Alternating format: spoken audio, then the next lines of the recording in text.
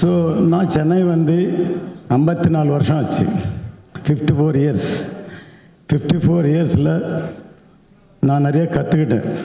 பெரிய பெரிய ஜாம்பவான்கிட்ட ஒர்க் பண்ணியிருக்கேன். இந்தியாவில் ட்ரிக் ஃபோட்டோகிராஃபி பாபுபாய் மிஸ்திரி, ரவிகாந்த் நகாய்ச்சா, இந்த மாதிரி அவங்கள இன்ஃபில்ம் ட்ரிக் ஃபோட்டோகிராஃபி அவங்கெல்லாம் ஒர்க் பண்ணியிருக்கேன். விட்லாச்சாரிய கம்பெனியில் பர்மனெண்ட்டாக ஒர்க் பண்ணியிருக்கேன். கே விஸ்வநாத் சார், பாபு சார் எல்லாம் பெரிய டைரக்டர்ஸோடு ஒர்க் பண்ணியிருக்கேன். அதோட இசையமைப்பாளர் ஏஆர் ரஹ்மான் சார் இப்போது ரொம்ப வருஷமாக தெரியும் கிர்வாணி சார். ஆனால் அவரோட ஒர்க் பண்ணுற வாய்ப்பு இப்போ தான் கிடச்சிருக்கு. இவர் பாகுபலி ஆஸ்கார் வின்னர் கிர்வாணி சாருக்கு ரொம்ப நன்றி. இந்த படத்தை இப்போ பார்த்தீங்க எவ்வளோ சிறப்பாக இந்த மியூசிக் கொடுத்துருக்காருங்கிறது. இந்த படம் ஒரு பேன் இண்டியா ஃபிலிம். இது வரைக்கும் நான் தமிழ் படங்களை தெலுங்கில் டப் பண்ணியிருக்கேன் நிறைய படம். முதல்ல வைஜெயந்தி ஐபிஎஸ், அப்புறம் சத்ரு, நிறைய ஜாம்பவான்கிட்ட ஒர்க் பண்ணியிருக்கேன். அந்த அனுபவத்தை ஆனால் நான் படிப்படியாக முன்னுக்கு வந்து அப்புறம் ப்ரொடியூஸ் பண்ணி டைரக்ட் பண்ணியிருக்கேன்.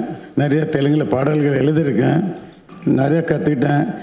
இந்த சினிமா சாதாரண இல்லை, இது நமக்கு வாழ்க்கையை கற்றுக் கொடுக்கும். சினிமா ஒரு என்டர்டெயின்மெண்ட் மட்டும் இல்லாமல் அந்த சினிமாவில் நான் சமீபத்தில் 2-3 விஷயங்கள் சந்தித்தேன். ஒரு வாட்டி நான் பாம்பேயில் இருந்து ஃப்ளைட்டில் ஜேர்னி பண்ணுறேன். ஒரு தமிழ் அவர் ஃபோனில் பேசிகிட்டு இருந்தார். பேசிட்டு இருக்கும்போது ஏதோ வீசா வேணும், சிங்கப்பூர் போனால் மலேசியாவில் கிடைக்குமானா பக்கத்தில் போய்ட்டு இமீடியட்டாக 2 நாள் 3 நாள் கிடைக்குன்னு இப்படி பார்த்தார். சார் உங்களை எங்கேயும் பார்த்த மாதிரி இருக்கான்னு கேட்டார். நான் நீங்கள் என்ன வேறுனா சினிமா ப்ரொடியூசர், என்ன படம் பண்ணியிருக்கீங்க சார்? அதுதான் நான் இந்தியன் படம் பண்ணேன். சார் நான் தியேட்டரில் 25 வாட்டி பார்த்தேன் சார். என் வாழ்க்கை 1500 ரூபா சம்பளத்தோடு ஆரம்பித்தேன். இன்றைக்கி 5 லட்சம் சம்பாதிக்கிறேன். அந்த படத்தால் நான் ஒரு நேரம் இது வரைக்கும் லஞ்சம் வாங்கலை சார் அப்படின்னு சொல்லி அந்த படத்தை எவ்வளோ இன்ஸ்பிரேஷன் கொடுக்குதான்ட்டு. வைஜெயந்தி ஐபிஎஸ் ரிலீஸ் ஆகும்போது தமிழ்நாட்டில் அப்போது லேடிஸ் வந்து டிபார்ட்மெண்ட்டில் இல்லை, 300 லேடி கான்ஸ்டபிள் போஸ்ட்டுக்கு 5000 பொண்ணுங்க வந்து இன்டர்வியூக்கு வந்தாங்க. ஸோ அவ்வளோ இன்ஸ்பிரேஷன் வந்து படத்தை கொடுத்துருக்கு. சமீபத்தில் பெங்களூரில் ஒரு ப்ரொடியூசர் சந்தித்தேன். இப்போது விஜய் சாரோட படம் பண்ணுறாரு கேவிஎன். அவர் கேவிஎன்னு எனக்கு தெரியாது, நான் யாருன்னு அவருக்கு தெரியும். ஆனால் அவர் என்னோடய பாடல்கள் எல்லாமே அவர் ரசிகர். அவர் மொபைலில் எல்லாமே நான் சாங்ஸ் எழுதியிருக்கேன்னு அவருக்கு தெரியாது. ஆச்சரியம் என்னென்னா பாய்ஸில் ஏதோ ஒரு படத்தில் தெலுங்கில் ஸ்வேச்சை ஃப்ரீடம் இல்லைன்னா வாழ்க்கை இல்லைன்னு சொல்லி ஒரு லிரிக் வந்து கேசட் வாங்கி நிறைய வாட்டி பார்த்துட்டு அவங்க மாமனார் வீட்டில் படிச்சுட்டு இருந்தார். அவர் அந்த வீடு காலி பண்ணி ஃப்ரீடம் வேணும்னு வெளியில் வந்து எனக்கு பெரிய ஆளாக இருக்கார் அவர். சம்டைம் நம்ம தொழில் பண்ணிகிட்டே போவோம். சில பேருக்கு வந்து அப்படி ஒரு கிரேட்டாகும் உணர்வுக்கு இருக்கும். சினிமா வந்து சாதாரண விஷயம் இல்லை. இந்த படம் 17th செஞ்சுரியில் நடக்கிற படம். இந்தியன் அந்த சுச்சுவேஷனில் இந்தியாவில் என்னென்ன நடந்ததுன்னு சொல்லி ஒரு ஃபிக்ஷனாக இன்டைரக்டாக சொல்லியிருக்கோம். Commercial film. இதில் வந்து ரொம்ப கஷ்டப்பட்டு 5 வருஷம் ட்ராவல் பண்ணி பவன் சாரோட பண்ணியிருக்கோம். நாங்களே சொல்ல அற்புதமாக வந்திருக்கோம். எல்லாருமே சொல்லுவாங்க. நாளைக்கு படம் வரும்போது உங்களுக்கே தெரியும் இவ்வளோ தாமதம் ஏன் ஆச்சு, அவ்வளோ செட்ஸு பண்ணியிருக்கோம், அவ்வளோ படம் பண்ணியிருக்கோம். இந்த படம் மூலியமாக ஏதோ சொல்லணும்னு ஆதங்கத்தில் தான் இந்த படம் பண்ணியிருக்கோம். கமர்ஷியலாகவும் பண்ணியிருக்கோம், சேம் டைம் நல்லா மெசேஜாக இருக்குது. இதில் வந்து சத்யராஜ் சார் ரிக்வெஸ்ட் பண்ணி ஒரு கேரக்டர் பண்ணியிருக்காரு. ஆக்சுவலி டிஃப்ரெண்ட்டான கேரக்டர், ஆனால் ரொம்ப கம்மியான கேரக்டர். ஆனால் படம் வரும்போது முக்கியமான கேரக்டர் அதுக்காக தான் ஹீரோ ட்ராவல் பண்ணுறாருங்கிறது அப்புறமா தெரியும். இது வந்து பார்ட் 1 தான். பார்ட் 2 பண்ண போகிறோம். பார்ட் 2 பண்ணும்போது இன்னும் இதனோட டீட்டெயில் எல்லாம் பார்ட் 2ல் தெரியும். இதை வந்து எல்லோரும் கண்டிப்பாக இந்த படம் இது முக்கியமாக சொல்லணுன்னா என் சன் ஜோதி கிருஷ்ணா, அவன் வந்து என் ஒய்ஃப் வந்து பசங்க வந்து சினிமாவில் வர்றதுக்கு அவங்களுக்கு இஷ்டமே இல்லை. ஆக்சுவலி எல்லாருமே அப்படி தான் நினைப்பாங்க. ஆக்சுவலி அவன் டாக்டர் ஆகணும், இன்ஜினியர் ஆகணும் அப்படின்னு நினச்சாங்க. பட் நான் பண்ணுற தொழில் அவன் கவனிச்சுட்டே இருந்தான். அவன் டிகிரி முடித்த உடனே அவன் லயோலா காலேஜுக்கு விஷுவல் கம்யூனிகேஷனுக்கு அப்ளை பண்ணான். அதில் சீட்டு கிடைக்கல. நான் பிடிச்சி திட்டினேன், ஏண்டா நீ எதுக்கே அப்ளை பண்ணலன்ட்டு. அப்புறமா சரத்குமார் சார் கேட்டு எஸ்ஆர்எம்மில் தாம்பரத்தில் ஜாயின் பண்ணான். எனக்கே தெரியாத லண்டனுக்கு அப்ளை பண்ணான் காலேஜுக்கு ஃபிலிம் டைரக்ஷன் படிக்கிறதுக்கு. லண்டன் படித்தா அப்போ எங்கள் ஒய்ஃபு அலோவ் பண்ண மாட்டாங்க நினச்சா அவங்க ஒத்துக்கிட்டாங்க. இப்போ லண்டனில் படித்தான். அப்போது அதுக்கு முன்னாடி ரவிக்குமார் சாரோட நாங்கள் நட்புக்காக சப்ஜெக்ட் வந்து டிஸ்கஷன் பண்ணியிருக்கும்போது ஜோதி பற்றி சொன்னேன் ரவிக்குமார் சாருக்கு, உங்கள் பையனை கூப்பிடுங்கன்னு சொன்னார். அவர் கூப்பிட்டா அன்னைக்கு படிச்சுட்டு இருக்கும்போது ஒரு நாளில் லைன்னு எனக்கு கூட தெரியாது அவர் கதை சொல்லியிருக்காரு. அவருக்கு ரொம்ப பிடிச்சி போச்சு. உங்கள் அப்பாவுக்கு கேட்டு சொன்னீங்களான்னு கேட்டார். நான் சொல்லலை அப்படின்னு சொல்லியிருக்காரு. காலையில் 5 மணிக்கு என்னை எழுப்பிட்டான், அப்பா கதை சொல்கிறேன்ட்டு. சரி, கதை கேட்டு நான் ஷாக் ஆகிட்டேன். ஒரு சின்ன பையன் ஒரு லவ் ஸ்டோரி சொல்லுவான்னு பார்த்தா ஒரு நட்பை பற்றி ஒரு மெச்சூர்ட் சப்ஜெக்ட் சொல்லியிருக்கேன். ஆச்சரியப்பட்டேன் நான். எப்படிடா அவனுக்கு இந்த தாட் வந்தான்னு கேட்டேன். அவன் சொன்னான், அந்த சொன்ன எக்ஸாம்பிள் இன்னும் எனக்கு ஷாக்கிங். அந்த கிருஷ்ணதேவரையா தெனாலிராமன் 2 பேரும் பிரிக்கிறதுக்காக ஒரு லேடி அனுப்புகிறாங்க அப்படின்னு சொன்னேன். ஷாக் ஆகிட்டேன். அதுக்கப்புறம் சரி அந்த ஃப்ளாஷ்பேக் எப்படி க்ரியேட் பண்ணேன் அப்படின்னு கேட்டேன். அது சங்கர் சார் இன்ஸ்பிரேஷனில் கதையை முதல்ல சொல்லாமல் அதை இது பண்ணி இப்படின்னு சொன்னால் எனக்கு பிடிச்சிருக்கு. ரவிக்குமார் சாருக்கு சொன்னேன், சரி பண்ணிடலாம் சார்ன்னு சொல்லி. அதுக்கப்புறம் முதல்ல இப்போது ஒரு சிவாஜி சாரும் அதில் ஃபிக்ஸ் பண்ணோம் விஜயகுமார் பண்ண ரோலுக்கு. அதுக்கப்புறம் சில ரீசன்ஸ்னால அவர் பண்ணலை. அப்புறம் ட்ராப் பண்ணலான்ட்டு அப்புறம் சரத்குமார் வச்சு பண்ணலான்னு சொல்லி சொன்னார். அப்படி தான் அவன் படிக்கும்போதே நட்புக்காக சப்ஜெக்ட் கொடுத்தான். அதுக்கப்புறம் வந்தான், டைரக்ட் பண்ணப்பான்னு கேட்டான். நான் சொன்னேன், ஆஸ் எ ஃபாதர் ஒரு 1 crore ஒரு சின்ன படம் பண்ணு, அதுதான் நான் பண்ணேன். அப்படி இல்லை, நான் கமர்ஷியலாக பண்ணணும், என்னோடய திறமை காட்டணும் அப்படின்னா அது சொல்லி அவனே ரஹ்மான் சாரோட பேசி முதல்ல எனக்கு 18 படம் டைரக்ட் பண்ணான். இது வரைக்கும் அவன் 2-3 படம் பண்ணல லவ் ஸ்டோரிஸ் தான் பண்ணான். ஆக்சுவலி ஃபஸ்ட் டைம் ஒரு பேன் இண்டியா ஃபிலிம், ஒரு மெச்சூர்ட் சப்ஜெக்ட் அவன் பண்ணும்போது எனக்கு ஆச்சரியமாக இருக்குது. நானே டெக்னிக்கலாக எத்தனை படம் பண்ணியிருக்கேன், எத்தனை டைரக்டரோடு பண்ணியிருக்கேன். இன்றைக்கி லிரிக்கல் வீடியோ இப்போ முதல்ல அந்த அதுக்கு முன்னாடி சாங் பார்த்தீங்கன்னா அது கிரவாணி சார் அற்புதமாக பேக்ரவுண்ட் மியூசிக்கை கொடுத்துட்டு அது வந்து பார்த்து சாங்கை க்ரியேட் பண்ணார். பவன் கல்யாண் சார் கிட்ட ஷூட்டிங் போனோம். சார் ஒரு வாட்டி கஷ்டப்பட்டு கிரவாணி சார் நல்ல மியூசிக் கொடுத்துக்கோ சாங் பண்ணியிருக்கோம் சார், பார்க்குறீங்களான்னு கேட்டார். சாங் தானே அப்படின்னு, சரி காமி அப்படின்னாரு. பார்க்கும்போது அவர் ஷாக் ஆகிட்டார். இன்னொரு வாட்டி போடு, இது அதிசயம் இல்லை, எண்டை போடுன்னு சொல்லி கிட்டத்தட்ட என் முன்னாடி 15 வாட்டி பார்த்தார். எழுந்திரிச்சு கங்க்ராச்சுலேஷன், ஆல் தி பெஸ்ட் அப்படின்ட்டார்.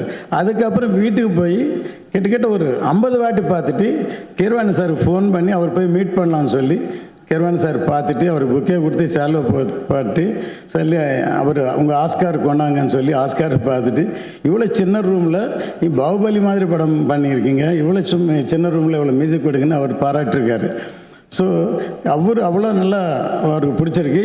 பவன் சார் வந்து ஆக்சுவலாக மிகப்பெரிய டெக்னீஷியன், அவர் டைரக்டர். ஆக்சுவலி இந்தியாவில் நிறைய ஸ்டார்ஸ் இருக்காங்க, இப்போ ரஜினி சார், அமிதாப் பச்சன், சிரஞ்சீவி சார் எல்லாம். ஆனால் டெக்னிக்கலாக கமல் சார், அவர் பவன் கல்யாண் வந்து ஜாஸ்தி படம் பண்ணல, ஒரே ஒரு படம் டைரக்ட் பண்ணார். ஆனால் அவருக்கு அவ்வளோ நாலேஜ் இருக்குது, டெக்னிக்கலாக அவ்வளோ அரேஞ்ச் பண்ணவர். இந்த படம் நாங்கள் பேன் இண்டியான்னு அனௌன்ஸ் பண்ணிட்டோம். அவர் இப்போ பொலிட்டிஷியனாக இருக்கார், டிஃபீட் சிஎம்மாக இருக்கார்.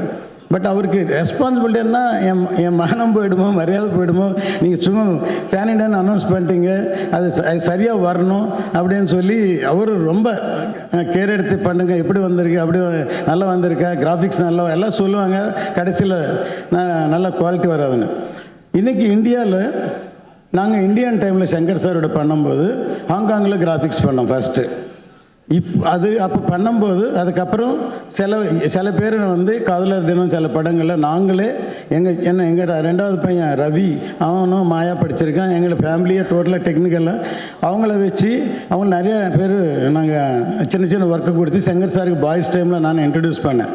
இப்போ அவங்க தான் இன்றைக்கி பாகுபலி, RRR, அப்போ ரோபோ எல்லா படங்கள் பண்ணுறாங்க. ஸோ இந்த படம் பண்ண முடிஞ்சதுன்னா இல்லை எக்ஸ்பீரியன்ஸோட வச்சு தான். ஆனால் இப்போது இன்னும் டைம் இருந்தால் நல்லாயிருக்கும். இப்போ முடிஞ்சு போன ப்ரீ ரிலீஸுக்கு ப்ரமோஷனுக்கு அப்படின்னு நினச்சி வருத்தப்பட்டிருக்கோம் ஆக்சுவலி. ஆனால் இந்த ஷார்ட் டைமில், அதாவது ஃபினிஷ் ஆன பிறகு இந்த ஷார்ட் டைமில் எந்த லெவலுக்கு கொண்டு போகணுன்ட்டு தூங்காமல் ராவும் பகலாக ஒர்க் பண்ணுறான் ஜோதி. கண்டிப்பாக அவனுக்கு பெரிய பேர் வரும் இந்த படத்தோட. இதில் ஒர்க் பண்ணுற சத்யராஜ் சார் கொஞ்சம் நாள் தான் ஒர்க் பண்ணார். அவங்க எல்லாம் ஷேர் பண்ணுவாங்க. நாசர் சார் இந்த சாங் பக்கத்தில் ரூம் ரெக்கார்ட் பண்ணோம். நெக்ஸ்ட்டு ஷார்ட் என்னன்னு ஷாக் ஆகிட்டார் நாசர் சார். இப்படி கூட பண்ணலாமா அப்படின்னு கேட்டார். அன்றைக்கி நான் செட்டில் இருந்தேன். அந்த மாதிரி அட்வான்ஸ் டெக்னாலஜி எனக்கு வளர்ந்துடுச்சு. இன்றைக்கி ஒரு லாங்குவேஜில் பேசினாலும் எல்லா லாங்குவேஜுக்கும் ஏஐயில் பண்ணலாம். ஒரு லாங்குவேஜில் பாடினாலும் எல்லா லாங்குவேஜும் கொண்டு போகலாம். இந்த ஃபியூச்சர் டெக்னாலஜி வேறு லெவலுக்கு போகுது. அதுக்காக தான் நான் ஒரு ஃபிலிம் ஸ்டுடியோ இல்லைன்னா ஃபிலிம் இன்ஸ்டியூட் வைக்கலான்னு இருக்கேன் திருப்பதி கிட்ட. அதாவது சினிமா வேறு லெவலுக்கு போகுது. அதனால் அதனுடைய ஒரு பக்கம் தான் இந்த படம் பெருசாக இருக்கும். கண்டிப்பாக நீங்கள் எல்லோரும் பார்த்து ரசிப்பீங்க. எல்லோரும் உங்களுடைய சப்போர்ட் முக்கியமாக இவ்வளோ கஷ்டப்பட்டதுக்கு நான் வேண்டுகிறேன். உங்களுடைய எல்லோரும் சப்போர்ட் இது கொண்டு போய் சேர்க்கறது. ஏன்னா தெலுங்கு படமாக இருந்தாலும் இப்போ சாங்ஸ் எல்லாம் கேட்டிங்க, உங்களுக்கு எல்லாம் பிடிச்சிருக்கா? ஒரு தமிழ் படம் மாதிரி அந்த ஃபீலிங் கொண்டு வரணும்னு சொல்லி தான் நாங்கள் இங்கே ஒரு ஜஸ்ட் முதல்ல ப்ரெஸ் தான் மீட் பண்ணோம். நீங்கள் தான் கூட ப்ரெஸ் மீட் வச்சுருக்கோம். வந்த உடனே ஒரு நண்பர் கேட்டார், ஏன் சார் ப்ரெஸ் மீட் தானே, ஒரு கல்யாண் சார் வரல, இதுக்கே இவ்வளோ செலவு பண்ணேன்னு கேட்டார். சரி, நான் சிரித்தேன். சரி, நமக்கு ஜென்ரலாக எந்த படம் பண்ணும்போது எங்குள்ள டெக்னீஷியனா இல்லை ப்ரொடியூசரா இது வார் நடக்கும் எனக்கு. ஆனால் டெக்னீஷியன் தான் டாமினேட் பண்ணிவிடும் எப்போவுமே. பார்த்துக்கலாம், இன்னும் கொஞ்சம் பண்ணலாம், இன்னும் பெட்டர்மெண்ட் பண்ணலாம் அப்படின்னு சொல்லி பண்ணுவேன். அதனால தான் 90% all my films are super hit. All films. இப்போ விஜய் சாரோட 3 படம் பண்ணேன், Kushi, Ghilli, Sivakasi. After 25 years Ghilli release பண்ணால் ஸ்டேட் ஃபிலிம் மாதிரி ஓடி இருக்கேன். அதே மாதிரி அஜித் சாரோட 3 படம் பண்ணேன், வேதாளம், ஆரம்பம் இருந்தால், கமல் சார் இண்டியன், மாதவனோட ரன், விக்ரமோட தூள், எல்லா படமே. ஒரு உதயம் தியேட்டர் ஓனர் ஒரு வாட்டி சொன்னார், படங்களே ஓடலை, தியேட்டர் மூடணுமா அப்படின்னு நினச்சோம். இந்த வருஷம் 2 படம் என் படம் ரிலீஸ் பண்ணால் தூள், ரன் 2மே சூப்பர் ஹிட் ஆச்சு. ஏன்னா நம்ம முதல்ல டிசைட் பண்ணுறோம், இது மக்களுக்கு எது பிடிக்கும், எந்த பாயிண்டில் பண்ணணும், எது வேணால் ரசிப்பாங்க. டிசைட் பண்ண பிறகு தான் நம்ம இன்வெஸ்ட் பண்ணுறோம். அதனால் இது என்னுடைய அனுபவம், என்னோடய பேஸ்மெண்ட், இந்த மண்ணில் நான் கற்றுக்கிட்டது. இது சினிமாவுக்காக நான் வாழ்ட்டேன். கண்டிப்பாக இன்றைக்கி எமோஷன் ஆகிட்டு. ஸோ நீங்கள் எல்லாம் சப்போர்ட் பண்ணணும். தேங்க்யூ. ரொம்ப நன்றி சார். எனக்கு ஒரே ஒரு கேள்வி இருக்குது சார் உங்ககிட்ட. ஒரு தயாரிப்பாளரை கடந்து ஒரு அப்பாவாக நீங்கள் பேசினதெல்லாம் அவ்வளவு நெகிழ்ச்சியாக இருந்துச்சு.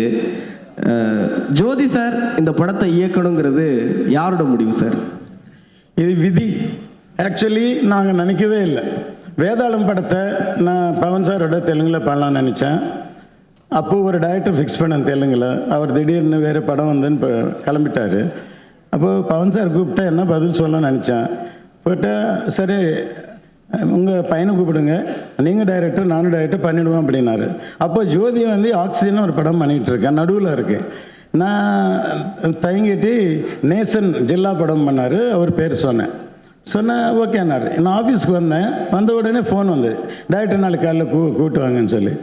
எனக்கு ஜோதி கூப்பிட்டு போகிறதே நேசன் கூப்பிட்டு போகிறதே எனக்கு தெரியல.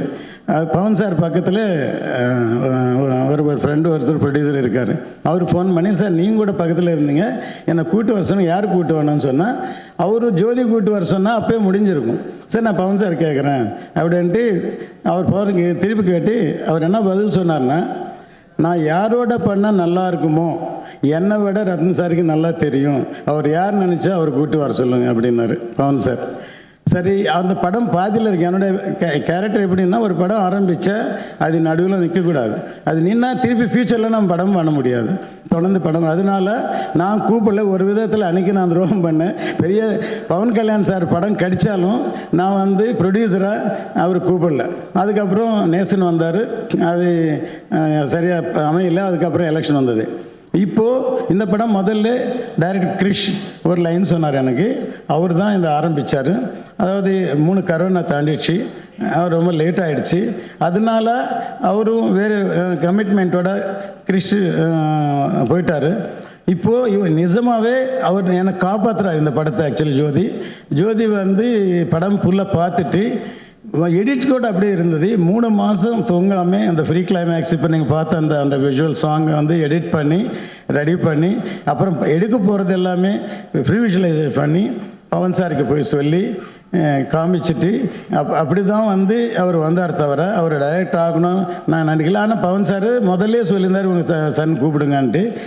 இப்போ அதனால இப்போ பை நேச்சுரலாகவே அவர் இந்த படத்தில் என்ட்ராக இருக்கார். இந்த படத்தை மிகப்பெரிய லெவலுக்கு டெக்னிக்கலாக கொண்டு போயிருக்கார் இந்த படத்தை. சார், இந்த சந்தேகம் இருக்குது, நீங்கள் படம் பண்ணுற நடிகர்கள் நேரடியாக அரசியலுக்கு வந்துடுறாங்களே, அது என்ன சார் ரகசியம்? அதாவது நான் சரத்குமார் சாரோட படம் ஆரம்பித்தேன். அவர் அரசியலுக்கு போகிறேன்னு அனௌன்ஸ் பண்ணிட்டார். போனால் யாருமே படம் வாங்கலை. முதல்ல படம் கம்ப்ளீட் ஆன பிறகு தேவா டபுள் பாசிட்டிவ் பார்க்கும்போது ரொம்ப நல்லா இருக்குன்னு சொன்ன உடனே எல்லோரும் வாங்கிட்டாங்க. விஜயகாந்த் சாரோட முதல்ல நான் சட்டம் ஒரு டைமில் பொட்டு வச்சு நான் தான் அவருக்கு மேக்கப் போட்டேன். அவர் வந்து நான் எப்பவும் படம் பண்ணணும்னு நினைக்கவே இல்லை. அப்புறம் திடீர்னு பேரரசு வச்சு ஒருத்தர் ஒரு ஃபைனான்சர் சார் படம் பண்ணலான்ட்டு தர்மபுரின்னு படம் பண்ணேன். தர்மபுரி லாஸ்ட் டே ஷூட்டிங்கில் அவர் வந்து பாலிடிக்ஸ் போயிட்டார். விஜயசாந்தோட நான் எத்தனை படம் பண்ணேன், காட்ஃபாதர் மாதிரி ஆல் இன் ஆலாக இருந்தேன், அவங்களும் பாலிடிக்ஸ் போயிட்டாங்க. இப்போ பவன் சாரோட 3வது படம் அவர் பாலிடிக்ஸ் போயிட்டார். விஜய் சாரோட 3 படம் பண்ண அவர் பாலிடிக்ஸ் போயிட்டார். மேபி இது இயற்கையோ ராசியோ தெரியாது. ஏம் ரத்னம் சார் வந்து ரொம்ப எமோஷனல் ஆகிட்டார். கவலைப்படாதீங்க, இனிமேல் எல்லாமே சக்ஸஸ் ஆகும். ஏன்னா இது வந்து வெயிட் பண்ணியிருக்கு பாருங்கள் 5 வருஷம். அவர் வந்து டெபுட்டி சிஎம் ஆகிட்டு அதுக்கப்புறம் தான் ரிலீஸ் ஆகணும்னு எழுதியிருக்கு. எல்லாமே விதின்னீங்களே, அதுதான். அப்புறம் நீங்கள் வந்து விஜயோட 3 படம், அஜித்தோட 3 படம் சொன்னீங்க. நான் கூட ஒரே வருஷத்தில் 3 படம் பண்ணி கொடுத்தேன். ஆமாம், இல்லை முதல்ல நட்புக்காக தமிழில் பண்ணோம், தெலுங்கில் இமீடியட்டாக சார் ஒர்க் பண்ணார். ஸ்நேகம் கோசம் படையப்பால் ஜோதி நாங்களும் டிஸ்கஷனில் இருந்தோம். தெலுங்கு நாங்கள் பண்ணோம். கண்டினியூஸாக ஒரே ரோலில் 2 வருஷத்தில் 3 படம். அதாவது அந்த காலங்கள்லாம் மறக்க முடியாது. ஆக்சுவலாக நட்புக்காக பண்ணுறதுக்கு நாங்கள் வேறு சப்ஜெக்ட் தான் டிஸ்கஷன் பண்ணிகிட்டு இருந்தோம். அப்போது ஒரு நாள் ஜோதி வந்து சொல்லும்போது ஒரு லைன் சொன்னப்பெல்லாம் இது வந்து என்ன ஒரு மாதிரி டிஃப்ரெண்ட்டாக இருக்குது, என்னோடய டைப் ஆஃப் ஃபிலிமாக இருக்குது, நான் இந்த மாதிரி எமோஷ்னல் ட்ராமா ஃபேமிலி சப்ஜெக்ட் தான் பண்ணுவேன், அது மாதிரி இருக்குன்னு சொல்லி அப்பாட்ட சொல்லி அதுக்கப்புறமா அவர் அந்த படத்தில் ஃபஸ்ட்டு படத்துலேயே கதை ஜோதி கிருஷ்ணான்னு போடுற அளவுக்கு பெருசாக வளர்ந்தார். அதோடு நான் விடலை. அதுக்கப்புறம் படையப்பா அந்த என்னுடைய கிட்டத்தட்ட ஒரு 4-5 படங்கள் டிஸ்கஷனுக்கு கூட வருவார். படையப்பாலையும் அவருடைய பங்கு இருக்குது. அப்போ பண்ணிகிட்டு இருக்கும்போது அது நரசிம்மாவா தெலுங்கில் போச்சு அப்பாவுக்கு. ஸோ அந்த காலங்கள் வேறு. இப்போ வந்து காலங்கள் மாறி இருக்கும்போது அந்த விஷுவல் எஃபெக்ட்ஸு அதை வச்சு இவ்வளோ பெரிய பிரம்மாண்டமான ஒரு படம் பண்ண ஜோதி கிருஷ்ணாவுக்கு என்னுடைய மனப்பூர்வமான வாழ்த்துக்கள். இதுக்கப்புறம் நீ மிகப்பெரிய வெற்றி படங்கள் தான் பண்ணுவேன். அடிக்கடி சொல்லிகிட்டே இருப்பேன், அவனுக்கு சீக்கிரம் கல்யாணம் பண்ணுங்க, லைன் மாறுன்ட்டு. அப்புறம் கல்யாணம் ஆச்சு, இப்போ குழந்தை பிறந்துருச்சு, இந்த படமும் ரிலீஸ் ஆக போகுது. இது எல்லாமே சேஞ்ச் தான். ஸோ நீங்கள் எதுவும் ஃபீல் பண்ணாதீங்க, ஜோதி இனிமேல் பிரகாசமாக இருக்கும். All the very best sir. Thank you sir. அனைவருக்கும் வணக்கம். ஏஎம் ரத்னம் சார், இந்த பேருக்கு ஒரு வைப்ரேஷன் உண்டு. மிகப்பெரிய சூப்பர் ஸ்டார், மிகப்பெரிய நடிகர்கள் படத்தில் நடிக்கும் பொழுது என்ன கிளாப்ஸ் வருமோ, ஏஎம் ரத்னம் அப்படிங்கிற ஒரு பேர் வரும்போது தமிழ்நாட்டோட பட்டி தொட்டியில் எல்லாம், தமிழ்நாடு இல்லை ஆந்திரா, தமிழ்நாடு ஆந்திரா 2 இடத்துலையும் பட்டி தொட்டி வரைக்கும் அந்த பேருக்கு வந்து மிகப்பெரிய கைத்தட்டல் இருக்கும். ஏதோ 1-2 சம்பவம் பண்ணிட்டு வந்த தயாரிப்பாளர் கிடையாது, பண்ணது அத்தனையுமே சம்பவம் தான். ஒரு 30 வருஷத்துக்கு முன்னாடி இந்தியன், நம்மளால் யோசிச்சு கூட பார்க்க முடியலை, இந்தியன் படத்தோட தயாரிப்பாளர் வெறுமனே பல கோடி ரூபா பணத்தை எடுத்துகிட்டு வந்து படம் பண்ணவர் கிடையாது.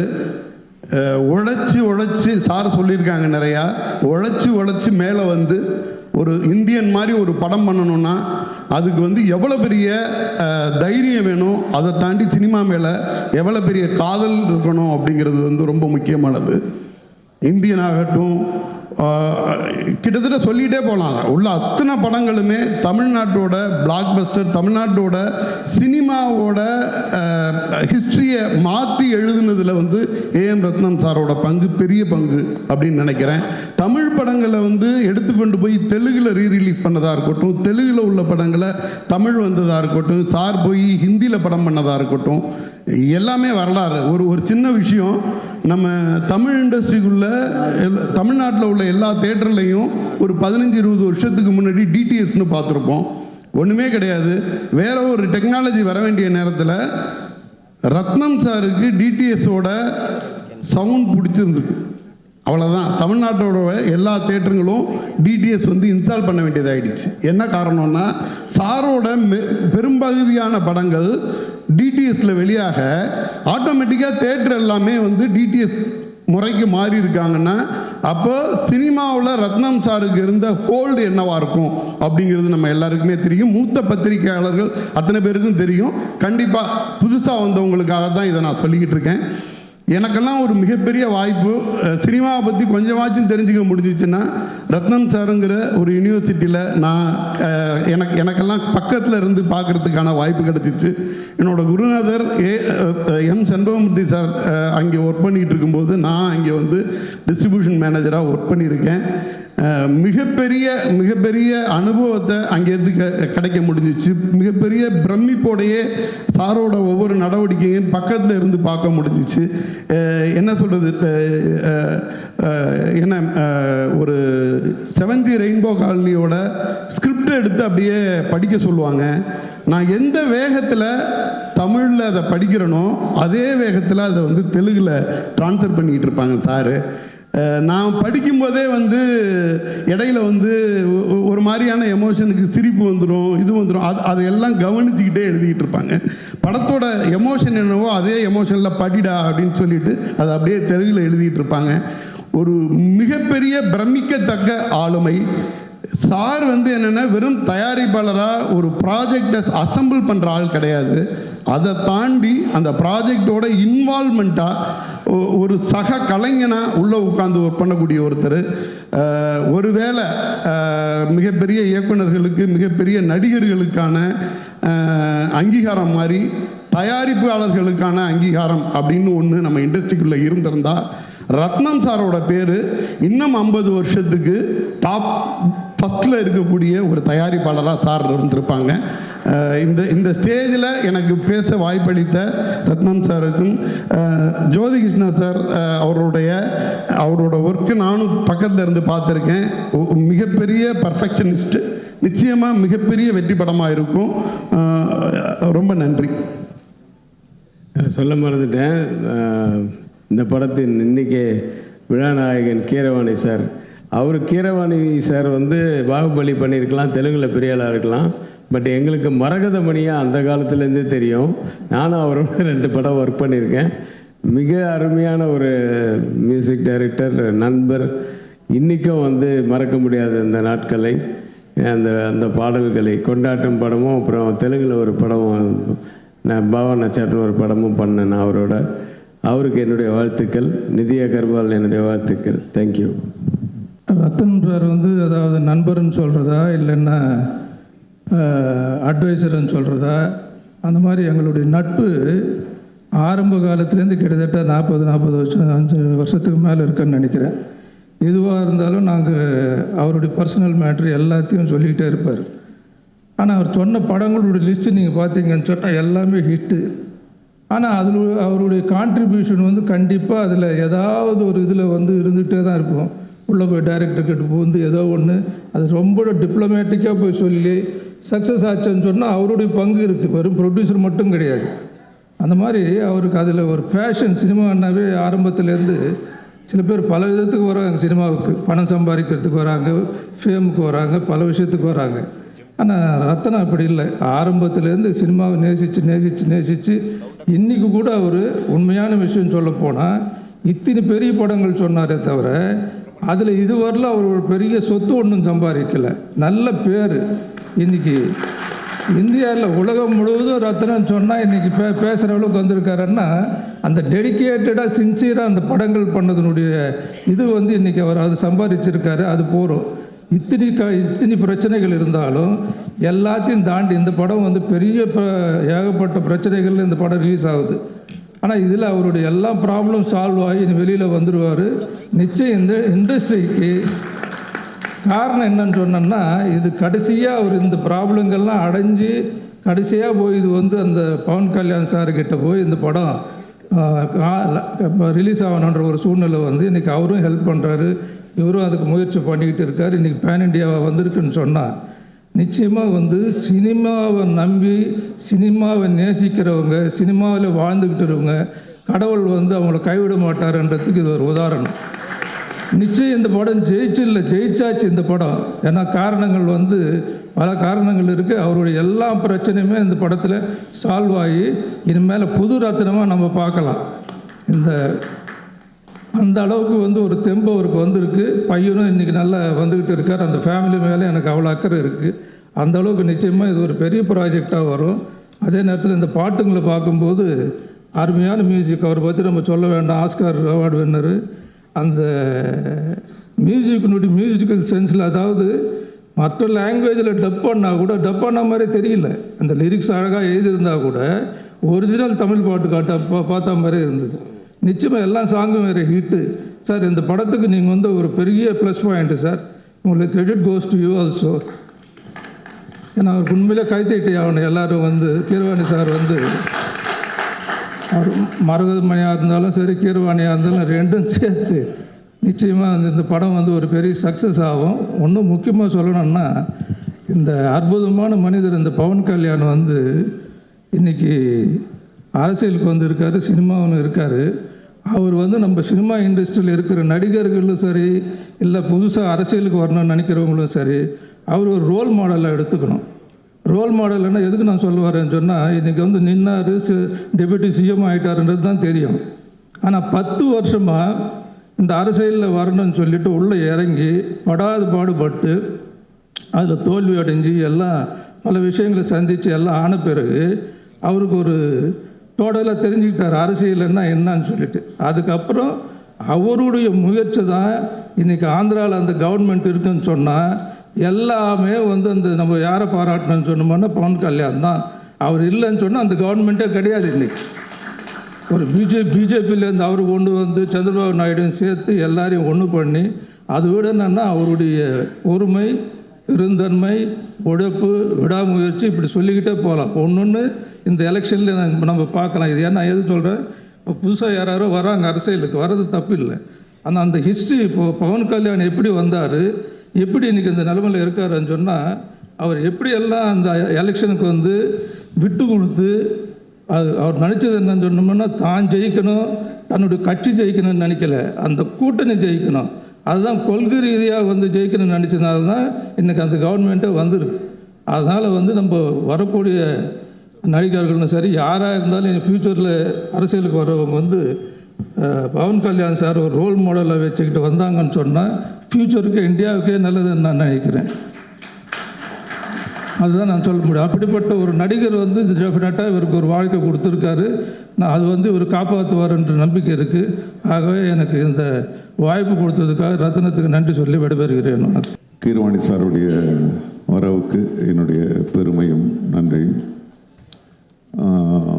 இந்த நாளுக்காக ஏஎம் ரத்னம் மட்டுமே இல்லை, இந்த படம் சம்பந்தப்பட்ட எல்லாருமே காத்துக்கிட்டு இருந்தோம். அதுதான் உண்மை. ஏன்னா இந்த படம் ஆரம்பித்து 5 வருஷம் ஆச்சு. நான் முதல் நாள் இந்த படத்தோட செட்டுக்கு போகிறேன். அப்போது நம்ம போடும்போது அதுதான் குறைந்தபட்சம் தென்னிந்தியாவிலேயே மிகப்பெரிய செட்டு. ஆனால் அந்த செட்டு மழை பெஞ்சுது, தொடர்ந்து கரோனா வந்துச்சு, படம் அப்படி நின்றுச்சு.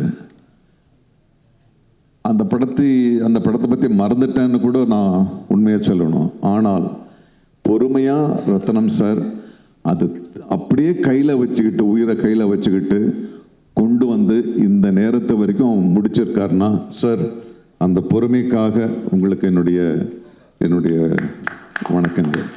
ஏன்னா ஒரு சின்ன படம், ஒரு 4 கேரக்டர்னால் நீங்கள் வந்து எல்லாரும் இழுத்து பிடிச்சிடலாம். பெரிய படம், இவ்வளோ பெரிய கேரக்டர் திரும்பியும் செட்டு போடணும், அதுக்குள்ளே அவர் வந்து டெபுட்டி சிஎம் ஆயிட்டார். அந்த பொறுமை, அந்த தெளிவு, அந்த முதிர்ச்சி உங்ககிட்ட மட்டும்தான் இருக்குது. அதுக்காக இந்த படம் நிச்சயமாக மிகப்பெரிய வெற்றி அடையணும். அப்புறம் ரத்னம் சாருக்கு அடுத்தது நான் பாராட்ட வேண்டியது என்னுடைய கடமை, ஜோதி. ஏன்னா வேற ஒரு டைரக்டரை வச்சு ஆரம்பிச்சாங்க. 5 வருடங்களுக்கு பிறகு அவர் வேறு ஒரு நிலைக்கு போயிட்டாரு. இந்த படத்தை யாரை தொடர்ந்து கொண்டு போகுது அப்படின்னு ஒரு பெரிய பிரச்சனை அப்படின்னு போகும்போது ரத்னம் சார் சொன்னார், விதின்னு. விதி கிடையாது, அவனுடைய அறிவு தான் கொண்டு வந்து இங்கே நிறுத்தது. இவ்வளோ பெரிய படத்தை அவனுடைய அறிவு தான் தீர்மானிச்சு. ஏன்னா ஜோதி இந்த படத்தை ஆரம்பித்த முதல் நாள் நான் போனேன், சிரிச்சுக்கிட்டே இருந்தேன். சார் எப்படி எப்படி உங்களுக்கு எந்த பொறுமை இருக்கோ அப்படியே அவனுடைய புன்சிரிப்பு. பார்த்தா செட்டில் ஒன்றுமே இல்லை, ஒன்றுமே இல்லை. ஆனால் படம் நடக்குது.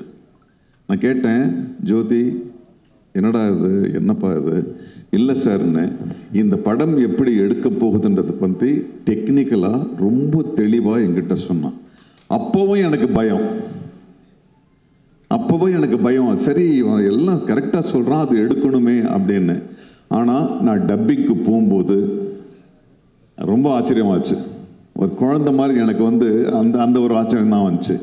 எவ்வளோ மலைகளை கொண்டு வந்திருக்க, குதிரைகளை பல பிரதேசங்களை கொண்டு வந்திருக்க, உன்னுடைய அந்த அறிவுக்கு என்னுடைய நன்றி. அப்புறம் மனோஜ் பரமஹம்சாவை பற்றி சொல்லணும். அவன் கேமராமேனா இல்லை வந்து மெஜிஷியனான்னு எனக்கு தெரியல. ஏன்னா நம்மளாம் நடிக்க வரும்போது ஒரே ஒரு கேமரா தான் இருக்கும். நான் ஃபஸ்ட் டே அங்கே நம்ம அந்த விஜயவாடாவில் போகிறோம், இங்கே ஒரு கேமரா போகுது, அங்கே ஒரு ட்ரோன் ஒன்று போகுது, அப்புறம் இந்த ஸ்டார் வார்ஸ் படத்தில் வர்ற அந்த ரோபோ மாதிரி இங்கே ஒன்று ஓடுது. அவ்வளோ ஒரு டெக்னிக்கல் இதோடு அந்த படம் நடந்துச்சு. எப்படியும் ஒரு 6-7 கேமரா இருந்துச்சு. எந்த கேமராக்கு நடிக்கிறதுன்னு எங்களுக்கு தான் குழப்பம், உங்களுக்கு இல்லை. ஸோ ஆக இதை வந்து இதுக்கு பின்னால் பெரும் கதைகள் இருக்குது, பல தடைகள் தாண்டி வந்திருக்கு. அதெல்லாம் தாண்டி இது பொறுமையாக இதை முடிச்சிருக்கோம். ஆனால் அதே உத்வேகத்தோட சில படங்கள் வந்து ரொம்ப கேப் விட்டுச்சுன்னா அப்படி செழிச்சுக்கிட்டே போக வேண்டியதாக இருக்கும். ஆனால் கிடையாது. ரத்னம் சார் கூப்பிடும் போதெல்லாம் நான் பிஸின்றதுக்காக இல்லை, அவர் கூப்பிடும் போதெல்லாம் நான் வேற இடத்துல இருந்து வந்தேன். நான் கோவாலேருந்து வந்தேன். நான் 8 மணி நேரம் காரில் வந்து 8 மணி நேரம் திரும்பி 8 மணி நேரம் வந்தேன். ஏன்னா பவன் கல்யாண் அவர்கள் அவர் வந்து பொது வாழ்க்கைக்கு போயிட்டாரு. அவர் ஒரு நாள் அவர் கொடுக்குறாருன்னா நாங்கள் எல்லாம் சுனிலெல்லாம் வந்து ஸ்பெயின்லேருந்து வந்து 2 ஷாட் நடிச்சிட்டு திரும்ப ஸ்பெயினுக்கு போனார். ஸோ அப்படியெல்லாம் கோஆப்ரேட் பண்ணி இந்த படத்தை நாங்கள் கொடுத்துருக்கோம். ஸோ இந்த பவன் கல்யாண் சார் வந்து அவர் ஒரு நாளைக்கு கொடுக்குறாருன்னா பாவம் அவர் 2 மணி நேரம் தான் வர முடியும். கரெக்டாக அவர் சொன்ன நேரத்துக்கு வந்து போயிடுவார். அதுக்குள்ளே ஜோதி வந்து 4 சீனை முடிக்கணும், பிரச்சனையே இல்லை, ஒன்றும் இல்லை சார், நீங்கள் தனியாக எடுத்துக்கலாம், அவரை தனியாக எடுத்துக்கலாம். அவ்வளவு தெளிவான ஒரு கையாளுமை. ஸோ ஆக இந்த நிதி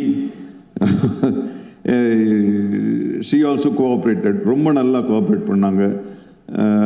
ஆக இந்த நல்மனதோடு ஒரு வெறுப்புணர்ச்சி இல்லாமல், ஒரு சலிப்பு இல்லாமல் ரத்னம் சாருக்காக எல்லாரும் ஒன்று கூடி இந்த ஒரு மாபெரும் யாகத்தை நடத்தி முடிச்சிருக்கோம்.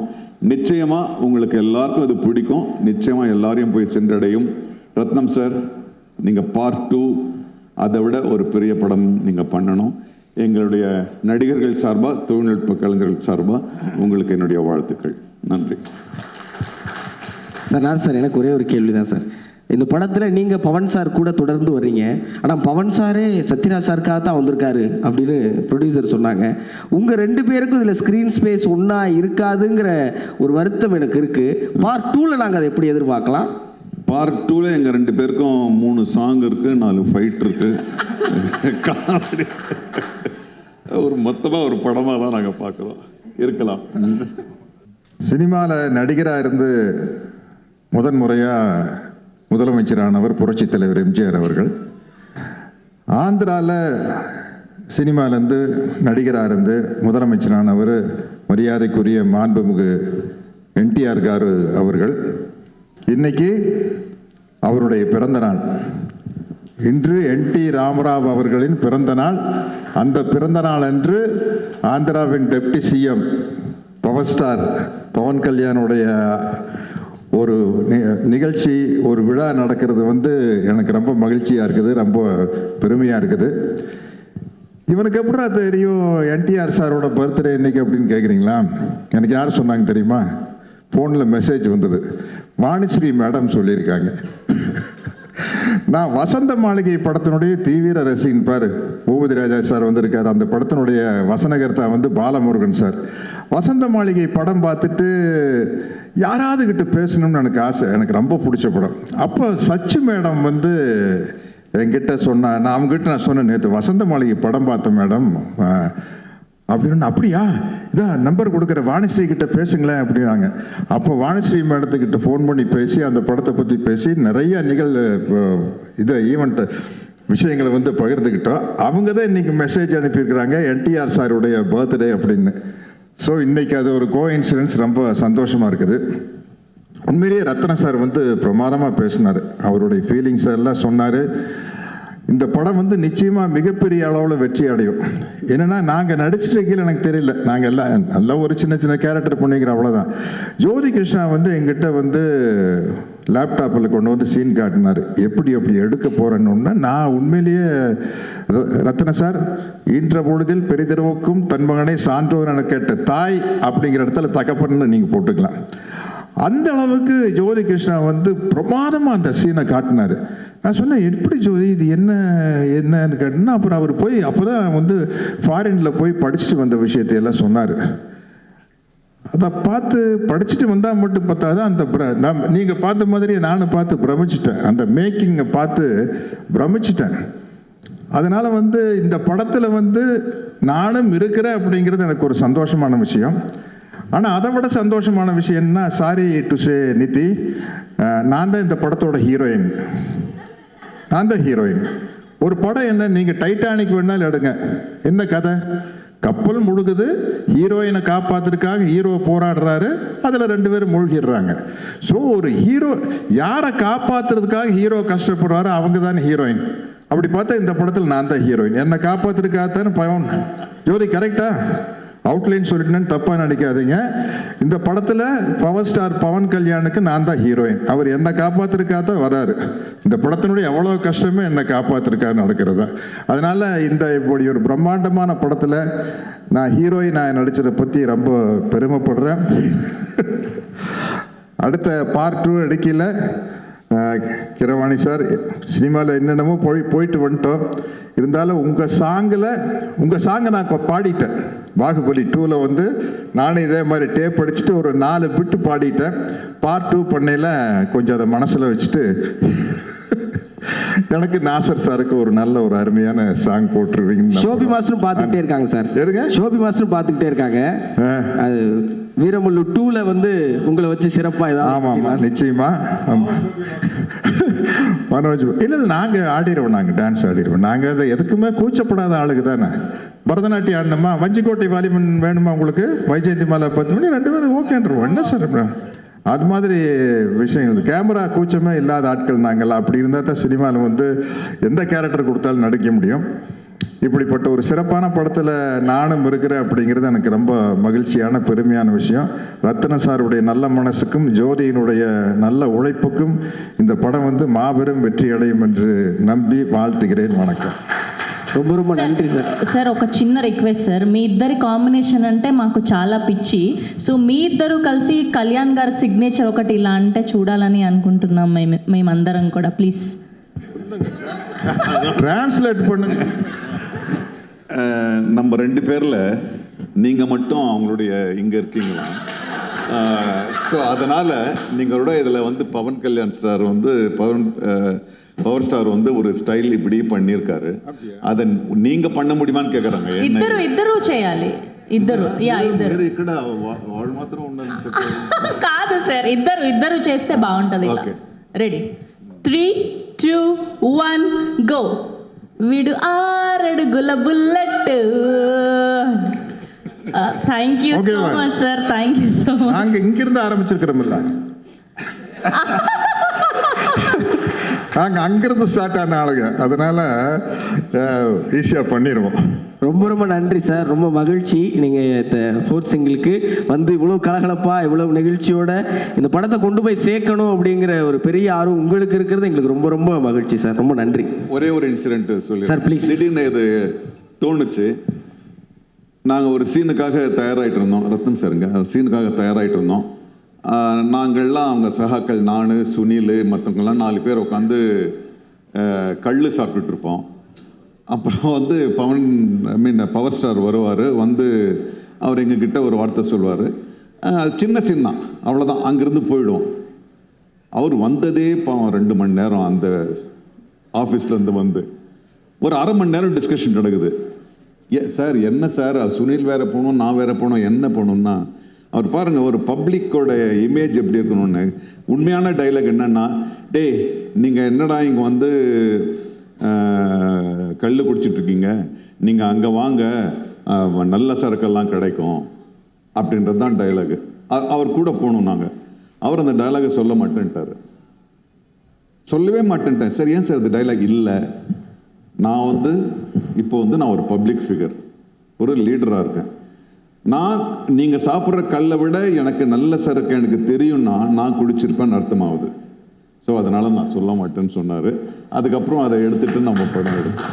ஸோ பப்ளிக் இமேஜ்ன்றது என்னன்றது வந்து அது திடீர்னு ஞாபகம் வச்சு சம்மந்தம் இருக்கலான்னு தெரியல. Okay, all the best. சமூக பொறுப்போடு இந்த படம் வெளியாகிறது அப்படிங்கிறதுக்கான ஒரு சின்ன உதாரணத்தை கொடுத்தவங்களுக்கு எங்களுடைய ரொம்ப ரொம்ப ரொம்ப நன்றி சார்.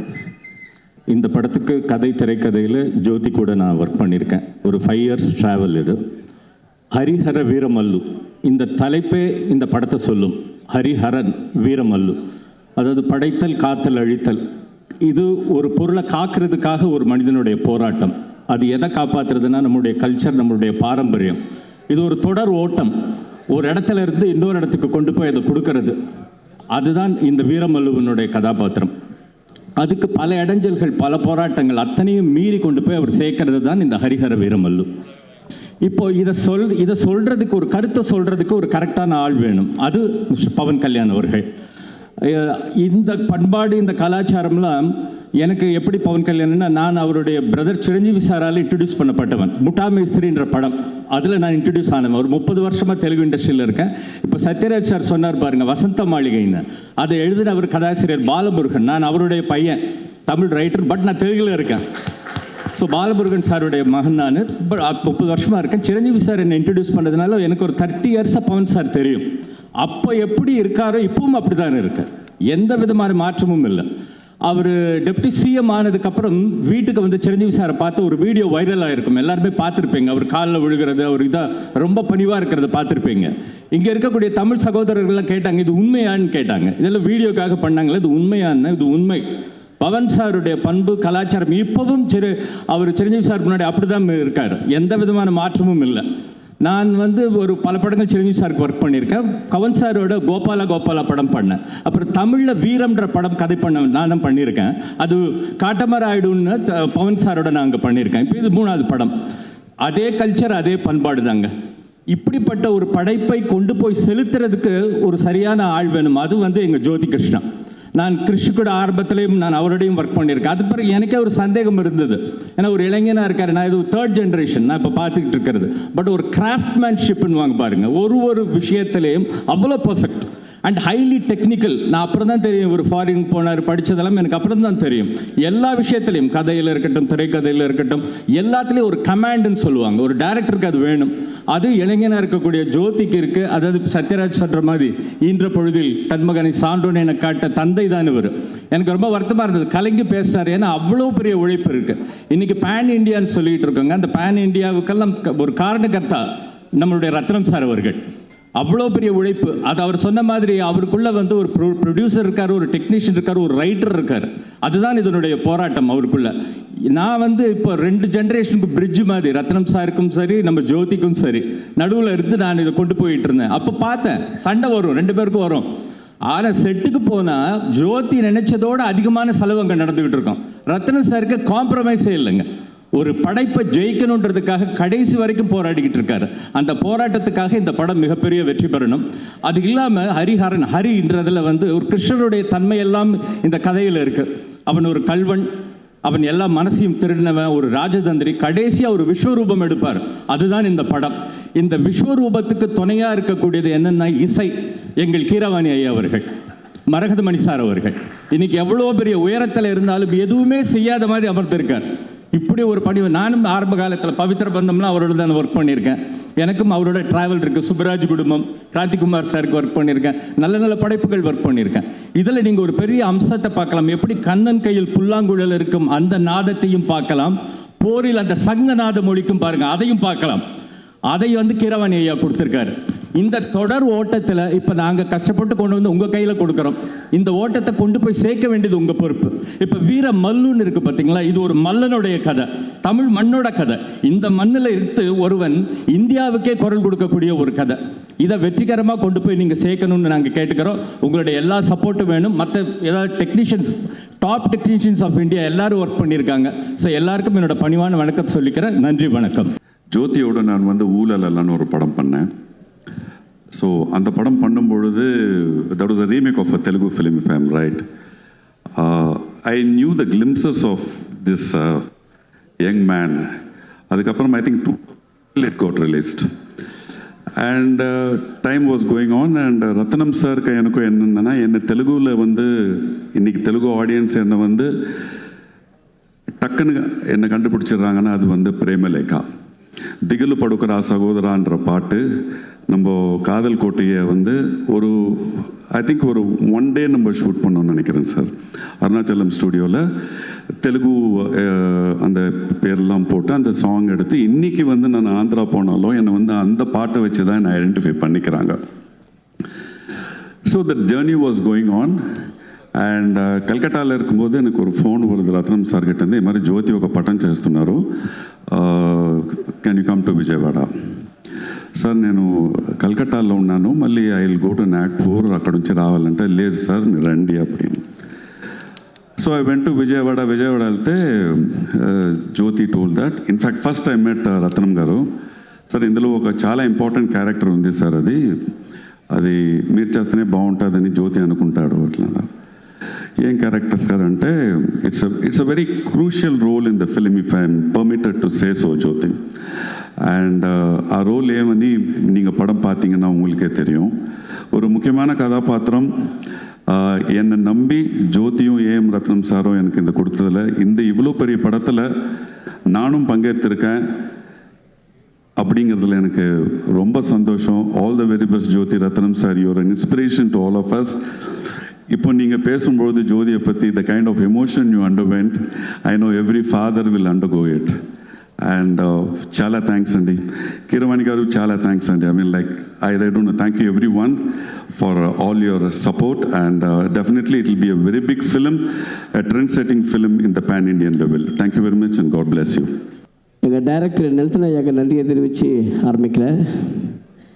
ஹரிஹர வீரமல்லு இந்த படத்தில் வாய்ப்பு கொடுத்த A M Ratnam sir, Jyothi sir, Pawan sir, Nithi madam, Shobi master எல்லாருக்குமே நன்றியை தெரிவிச்சுக்கிறேன்.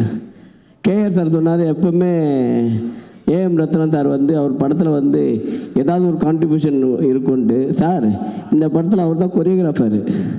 ஆமாம், அந்த டான்ஸ் பார்த்தீங்கல்ல, பாதி மூமெண்ட் ஷோபினா, மீதி மூமெண்ட் போட்டதெல்லாம் சார் தான். இது இது பாகலேது எல்லாமே மானிட்டரில் உட்காந்துட்டு எந்திரிக்கவே இல்லை. அவர் காலில் கொஞ்சம் அடியப்பட்டிருக்கும், அந்த அடியை தாங்கிக்கிட்டு ஃபுல் டே உட்காந்துட்டு இந்த பாட்டை ஸ்டார்ட் பண்ணாங்க. சார் அவரை பற்றி சொல்லுவானா நம்ம, ஏன்னா ப்ரொடியூசர் கிங் அவர், ஏன்னா அவருடைய படங்கள் எல்லாமே எனக்கு தெரியும். இந்த படத்தில் எனக்கு வாய்ப்பு கொடுத்ததுக்கு ரொம்ப நன்றி சார். Thank you sir. இந்த படத்தில் ஒர்க் பண்ணது ரொம்ப சந்தோஷமாகவும் பெருமையாக ஃபீல் பண்ணுறேன். சார் எப்படின்னா, இப்போ சொன்னாங்க இல்லையா, நிறைய சாருக்கு உண்மையிலேயே அவர் கொடுக்குற பில்டப்பில் உண்மை தான். ஏன்னா அவ்வளோ ஹிட்ஸு, எவ்வளோ பெரிய படம் பண்ணியிருக்காரு, எத்தனை படத்தில் நான் அசிஸ்டண்டாக ஒர்க் பண்ணியிருக்கேன் எனக்கு தெரியும். ஸோ பட் ஆனால் இந்த பில்டப், ஆனால் நீங்கள் ஷூட்டிங் ஸ்பாட்டில் வந்தீங்கன்னா அப்படி இருக்க மாட்டார். காலையிலே ஃபஸ்ட்டு பார்த்தீங்கன்னா எல்லாரும் வரதுக்கு முன்னாடி முதல்ல அவர் தான் உட்காந்துருப்பார். உட்காந்து சின்ன வேலை செஞ்சுக்கிட்டு நடந்து அங்கே இங்கேன்னு சுற்றி வேலை செஞ்சுக்கிட்டே இருப்பார். அவர் ரேஞ்சுக்கு அது பண்ணவே தேவையில்லை, பட் அதை லவ் பண்ணி அதை பண்ணுவார். ஸோ அது மாதிரி எல்லா விஷயத்துலையும் நான் சொல்கிறது, டான்ஸ் ஆடும்போது கூட அதை அதை வந்து அவர் ஒரு க்யூட் அவர் பண்ணும்போது க்யூட்டாக இருக்கும், அதை வந்து ரசித்து பண்ணுவோம். ஸோ ரொம்ப அவரோட ஒர்க் பண்ணது சார், இந்த படத்தில் ஒர்க் பண்ணது ரொம்ப சந்தோஷம் சார். இன்னொன்று வந்து அவர் ஒரு ஃபேமிலி மாதிரி தான் எங்களை ட்ரீட் பண்ணுவார், அது இப்போவும் இருக்குது. அந்த ஃபேமிலியோட எங்களுக்கு ஒரு பெரிய பாண்டிங் இருக்குது, அது ரொம்ப சந்தோஷம். அதுக்கப்புறம் இந்த படத்தில் ஒர்க் பண்ணது வந்து பவன் சாரோட ஒர்க் பண்ணியிருக்கோம். பவன் சாருக்கு, கல்யாண் சாருக்கு வந்து இந்த பாட்டில் பெருசாக வந்து அந்த சுச்சுவேஷனாக பெருசாக டான்ஸ் இருக்காது, பட் ஆனால் அவரோட ஒர்க் பண்ணது வந்து ரொம்ப சந்தோஷம். அவர் ரொம்ப ஸ்வீட்டு வந்து சொல்கிறது, அந்த இப்போ ஒரு டெப்டி சிஎம் பொசிஷனில் இருக்கார் இல்லையா, அப்படிலாம் இருக்க மாட்டார். பார்த்தா அந்த இடத்துக்கு வந்தால் ரொம்ப ரொம்ப ஸ்வீட்டாக இருப்பார். அவரோட ஒர்க் பண்ணது ரொம்ப சந்தோஷம். அப்புறம் நிதி இந்த சாங்கில் நீங்கள் பார்த்துருப்பீங்க, ஒரு சில ஷார்ட்ஸாக வந்திருக்கோம். ஹோப் உங்களுக்கு படம் ஃபுல் பாட்டாக பார்க்கும்போது உங்களுக்கு எல்லாருக்கும் பிடிக்கும்னு நான் நம்புகிறேன். அவங்க சூப்பராக வேலை செஞ்சாங்க. அதுக்கப்புறம் பார்த்திங்கன்னா ஜோதி பிரதரோட அவர் ஃபஸ்ட்டு டைரக்ட் பண்ண படத்தில் வந்து நான் டான்ஸாக ஆடியிருக்கேன், அந்த படத்தில் ஆடியிருக்கேன். இப்போது அவரோட படத்தில் ஒரு கோரியோகிராஃபராக பண்ணியிருக்கன்ற போது அது இன்னும் ரொம்ப சந்தோஷம். அவர் பயங்கர இவங்க சொன்னாங்க இல்லையா, ரொம்ப பிளான்டாக இருப்பார், ரொம்ப டெக்னிக்கலி சவுண்டு. அது அந்த மாதிரி அவரோட ஒர்க் பண்ணது எனக்கு இன்னும் ரொம்ப என்ன சொல்கிறது, இந்த படத்தில் கடைசி நேரத்தில் தான் இந்த பண்ண முடிஞ்சது இந்த பாட்டு. பட் இன்னும் ஃப்யூச்சரில் நிறைய பண்ணுவோன்னு நான் நம்புகிறேன். அவருக்கு கூட ஈக்குவலாக பார்த்திங்கன்னா அவருக்கு சப்போர்ட் பண்ணுறது பார்த்திங்கன்னா மனோஜ் வந்து டெக்னிக்கலி வேறு லெவல் பிரில்லியன்ட். நீங்கள் சொன்னார் இல்லையா, இங்கே கேமரா இருக்கும் அங்கே கேமரா இருக்குன்னு, அது எப்படி அதை ஹேண்டில் பண்ணுறான்ற விஷயம் இருக்கு இல்லையா. அதாவது நீங்கள் உங்கள் ஒர்க்கை பாருங்கள், நான் அதை ஃபுல்லாக கேப்சர் பண்ணிகிட்டு இருக்கேன்ற ஒரு டெக்னிக்கலி வெரி சவுண்ட். அவரோட ஒர்க் பண்ணது ரொம்ப சந்தோஷம். அப்புறம் கீரவாணி சார் எப்படின்னா சார், நான் தமிழில் வந்து வசூல்ராஜ் எம்பிபிஎஸ் சார் நான் மாஸ்டராக பண்ண முதல் படம். ஆனால் தெலுங்கில் நான் ஃபஸ்ட்டு ஒர்க் பண்ண படம் வந்து உங்கள் படம் தான் சார். இது வந்து ராகவேந்திரா சாரோட படம். இது அல்லரி புல்லோட அட்டக்க மீது அந்த சாங் தான் சார் நான் ஃபஸ்ட்டு கோரியோகிராஃப் தெலுங்கில் பண்ணது. அதை பார்த்துட்டு நீங்கள் வந்து ராஜ்மௌலி சார் கிட்ட என்னை பற்றி ரெக்கமெண்ட் பண்ணி அது உங்களுக்கு ஞாபகம் இருக்குமான்னு தெரியல, ரொம்ப வருஷத்துக்கு முன்னாடி அதை பண்ணி அப்புறம் சத்ரபதினு ஒரு படம் கூட நான் பண்ணேன் சார் அந்த வாரம். அதுக்கப்புறம் ஸோ உங்களோட ஒர்க் பண்ணது வந்து சார், நான் உங்களை பற்றி உங்கள் மியூசிக் எப்படி இருக்குன்னு சொல்ல தேவையில்லை, அவ்வளோ ஸ்வீட்டாக இருக்கும். ரொம்ப என்ன சொல்கிறது, அதில் ஒர்க் பண்ணது ரொம்ப சந்தோஷம் சார். எனக்கு உங்களோட ஒர்க் பண்ணது ரொம்ப சந்தோஷம். அப்புறம் வந்து வேறு ஏதாச்சும் விட்டு என்னை மட்டும்தான் விட்டு இல்லை அதே மாதிரி சார் எல்லாரோடையும் சார் எல்லாருக்கும் வணக்கம். உங்களுக்குலாம் இல்லை சார், சத்யராஜ் சார் வந்திருக்காரு, நாசர் சார் வந்திருக்காரு, எல்லோரும். அதுக்கப்புறம் எல்லாருக்கும் வணக்கம். உங்களெல்லாம் மீட் பண்ணது கேஆர் சார், அப்புறம் ரவிக்குமார் சார் கிளம்பிட்டாருன்னு நினைக்கிறேன். எல்லாரையும் பார்த்து இங்கே இந்த மாதிரி சந்தர்ப்பத்தில் பார்த்து ரொம்ப சந்தோஷம். அப்புறம் வந்து இதில் வந்து ஒரு இந்த பாட்டில் ஒரு 3 பேர் வந்து ரொம்ப கெஸ்ட் ரோல், அதான் கெஸ்ட் அப்பியரன்ஸ் பண்ணியிருக்காங்க. அதான் ஒன்று வந்து கிங்ஸ்லி ஃப்ரெண்டு. ஆக்சுவலி வந்து நாங்கள் டான்ஸ் ஆடுற சமயத்துலேருந்து ஃப்ரெண்டு, அந்த மாதிரி அந்த ஸோ கிங்ஸ்லி. அப்புறம் வந்து நம்ம வெனிலா கிஷோர் சார், அப்புறம் வந்து அங்கே அக்சர் அலின்னு ஒரு ஹிந்தியில் ஒரு ஆக்ட் பண்ணியிருக்காரு. இவங்க 3 பேர் வந்து ஒரு கெஸ்ட் அப்பியரன்ஸ் பண்ணியிருக்காங்க. பட் ரொம்ப ரொம்ப நல்லா க்யூட்டாக இருக்கும்னு நான் நம்புகிறேன். இந்த பாட்டு உங்களுக்கு பிடிக்கும். இப்போ எங்களுக்கு என்னென்னா, இந்த படம் வந்து எப்படி இருந்தாலும் தெலுங்கில் வந்து பெரிய வரவேற்பு கிடைக்கும், அதில் எந்த டவுட்டும் அது வந்து எங்களுக்கு பெரிய நம்பிக்கை இருக்குது. இப்போ இந்த படத்தை ஒரு தமிழ் ரிலீஸ் ஆகும்போது நீங்கள் பத்திரிகை நண்பர்கள் எல்லாரும், தொலைக்காட்சி நண்பர்கள் எல்லாருமே இதை படத்தை வந்து நம்ம ஓன் பண்ணிக்கிட்டு நம்ம படமாக எடுத்து இந்த படத்தை வந்து ஒரு பெரிய அந்த மக்கள்கிட்ட கொண்டு போய் சேர்த்து இதை பெரிய வெற்றியடை வைக்கணும்னு உங்களை கேட்டுக்கிறேன். Ratnam sir is the most first எல்லாருக்கும் வணக்கம். Thank you so much for coming. So Ratnam sir is the most passionate person I have ever met in my life. Even I am not as passionate about him as for cinema. He's the first person to come, sir, like you said, last person to go. He's sitting on set the whole day. He's sitting in the sun. He's sitting, in so much heat. And he does not need to do these things. He's literally managing the other actors, and he is completely 100% involved. And sir, for 5 years you have taken this film on your shoulders, sir. So first everybody, and more than me, for your sake, I know this film is going to be a super hit. Only for you, sir.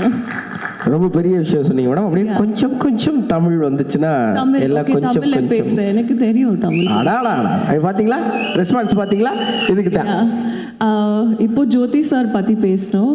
From the day Jyoti sir said he came, you know, he completely took over. I think it was very easy to shoot with you, sir. I never felt like you were judging me. I always felt like you were supporting me and trying to make me do better and give my best. So you gave me a very team kind of a feeling. So thank you so much for all the support and for what you have done.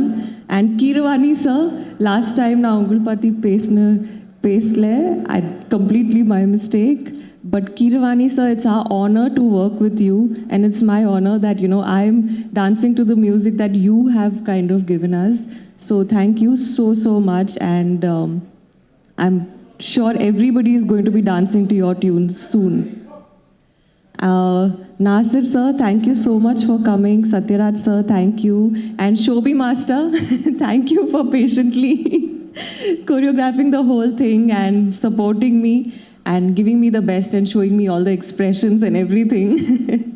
So thank you so much. And Manoj sir, Padikuda Pesno, I think one of the best DOPs I have ever worked with in my life is Manoj sir.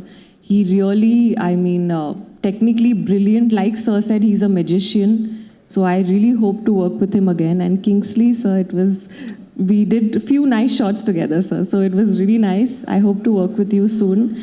And in the padam, actually, enakku oru romba emotional journey irukku. I've literally grown up with this film, I feel, in the last 5 years. So I'm grateful. I'm so grateful that I got a chance to be in this film. And enakku story mele, enakku direction mele, padam mele romba trust irukku that when the film comes, 100% everybody is going to like it, because every single person in this film has worked very hard. So please support us, and I hope you all like the film. தமிழ்நாட்டு deputy CM கூடயும் நீங்கள் படம் பண்ணியிருக்கீங்க, Andhra பிரதேசோடைய deputy CM கூடயும் படம் பண்ணியிருக்கீங்க. எப்படி இந்த மாதிரி நீங்கள் சூஸ் பண்ணுறீங்க? ஆக்சுவலி நான் சூஸ் பண்ணல, அவர் தான் சூஸ் பண்ணிட்டேன் எனக்கு. No, but I mean, so if anybody wants to be the next deputy CM, they should cast me. I'm just kidding. It's years of hard work, it's years of effort, a lot of planning and a lot of perseverance that it, you know, takes to be in that position. So happy. And most importantly, Pawan Kalyan sir, I always say in Telugu, ee adrushtam naku dorkindi, and I'll always remember that. அனைவருக்கும் வணக்கம். ஒரு விஷயம் சொல்கிறேன். இப்போது நம்ம நாட்டு பாட்டை ஒரு கண்ட்ரியோட பிரசிடெண்ட் இன்னொரு கண்ட்ரியோட president, somebody like Russian president and American president, அவங்க ஸ்டெப்பு போட்டால் எப்படி இருக்குன்னு நாங்கள் நினச்சி பார்த்தா அதெல்லாம் நடக்காத காரியம். அந்த நடக்காத காரியத்துக்கு நாங்கள் ஆர்டிஃபிஷியல் இன்டெலிஜென்ஸ் யூஸ் பண்ணி அதில் வீடியோ தயார் பண்ணி ரசிக்கிறோம். இது நான் எதுக்கு சொல்கிறேன்னா, எனக்கு ஒரு ஆசை இருக்குது. 2 பேர் இருக்கார், அவர் ரொம்ப கோவத்தில் கத்திட்டு ரொம்ப ஆக்கிரகமாக பார்த்தா எப்படி இருக்கும்னு பார்க்குறதுக்கு எனக்கு ஆசையாக இருக்குது. பட் அது நடக்காத காரியம். அதுக்கு தான் நான் ஏஐ ரிசார்ட் பண்ணணும். அவர் தான் ஒருத்தர் வந்து நம்ம சித்ரா மேடம் சிங்கர், இன்னொருத்தர் வந்து ஏஎம் ரத்னம் சார். ஏன்னா அவர் கோபமாக பார்க்குறதுனால இது வரைக்கும் பார்க்கல, அவர் கோபமே வராது. அவர் வந்தாலும் அவர் காமிக்க மாட்டாங்க, ரொம்ப சாந்தமூர்த்தியாக இருப்பார் அவர். AM Ratnam is the hero of the movie. அவருக்கு தான் நான் சக்ஸஸ் வரணும்னு ஆண்டவனை வேடிக்கிறேன். Ratnam garu, all the best sir. This movie is going to be a hit and I'll be the most happy person for you. இப்போ நீங்கள் கேளுங்க, என்ன கேட்டுங்க சார்? ஒரு படம் நடக்கும்போது உழைக்கிறது அது ஒரு பக்கம், படம் முடிஞ்சதுக்கு அப்புறமும் ஒரு பாடல் வெளியீட்டுக்கும் ஒட்டுமொத்த இசைக்கலைஞர்களை பாடகர்களை கூட்டிகிட்டு வந்து ஹைதராபாத்தில், சென்னையில் எல்லா இடத்துலையும் வந்து பாட வச்சு மக்களை மகிழ்விக்கணும், அதே நேரத்தில் இந்த படத்தை கொண்டு போய் சேர்க்கணும்னு நீங்கள் போடுற உழைப்பின் பின்னாடி இருக்கிற ரகசியம் சார்? ரகசியம் ஒன்றும் இல்லைங்க. நம்ம பாடல்கள் எல்லாம் இன்னும் நல்ல பேர் சம்பாதிக்கணும்னு அப்படி ஒரு ஆசையோடு இருக்காங்க. அவர் இப்போ என்ன சொன்னாலும் கேட்பாங்க. அதனால தான் நான் எப்போவுமே ஆஸ்பிரண்ட்ஸ் கூட ஒர்க் பண்ணுறது ரீசன் என்னென்னா, அவர் ஃபுல் லைஃப் கொடுத்து வேலை செய்வாங்க.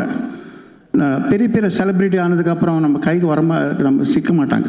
நம்ம சத்யராஜ் சார் மாதிரி தான் அவர் எக்ஸப்ஷன்ஸ் இருக்கும். அவர் எவ்வளோ பேர் சம்பாதிச்சாலும் கூட இந்த மாதிரி நம்மளுக்கெல்லாம் ப்ளஸ் பண்ணுறதுக்காக வருவார். ஸோ இந்த எக்ஸப்ஷன், தேங்க்யூ சார், இந்த எக்ஸப்ஷன்ஸ் இந்த மாதிரி விட்டுட்டா செலிப்ரிட்டிஸ் கூட கொஞ்சம் ப்ராப்ளம் இருக்கும். அவர் எல்லா இடத்துக்கு வரமாட்டார் ஈஸியாக. ஸோ நான் எப்போவுமே நியூ கமர்ஸ் கூட வேலை செய்கிறதுக்கு காரணம் என்னென்னா, என்னோட லாபத்துக்காக அவர் எங்கே கூப்பிட்டா வருவார். இந்த மாதிரி ஈவெண்ட்ஸ் வரும்போது அவர் ஒரிஜினல் சாங் எப்படி இன்ட்ரெஸ்டோட பாடினாங்களோ அதே மாதிரி பாடுவார். அதுக்காக தான் நான் அவனை என்கரேஜ் பண்ணிட்டு இருப்பேன். இதில் நம்ம குரு பாலச்சந்திர சார் தான்.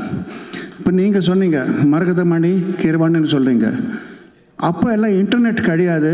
சார் சொன்னாங்க, பாலச்சந்திர சார், மரகதமணி கீரவாணி தான் உன்னை பேர், இதில் மரகதமணி தமிழ் மாதிரி சவுண்டிங் இருக்குது, ஸோ அது வச்சுக்கலாம், கீரவாணி மறந்துடுன்னு சொன்னாங்க.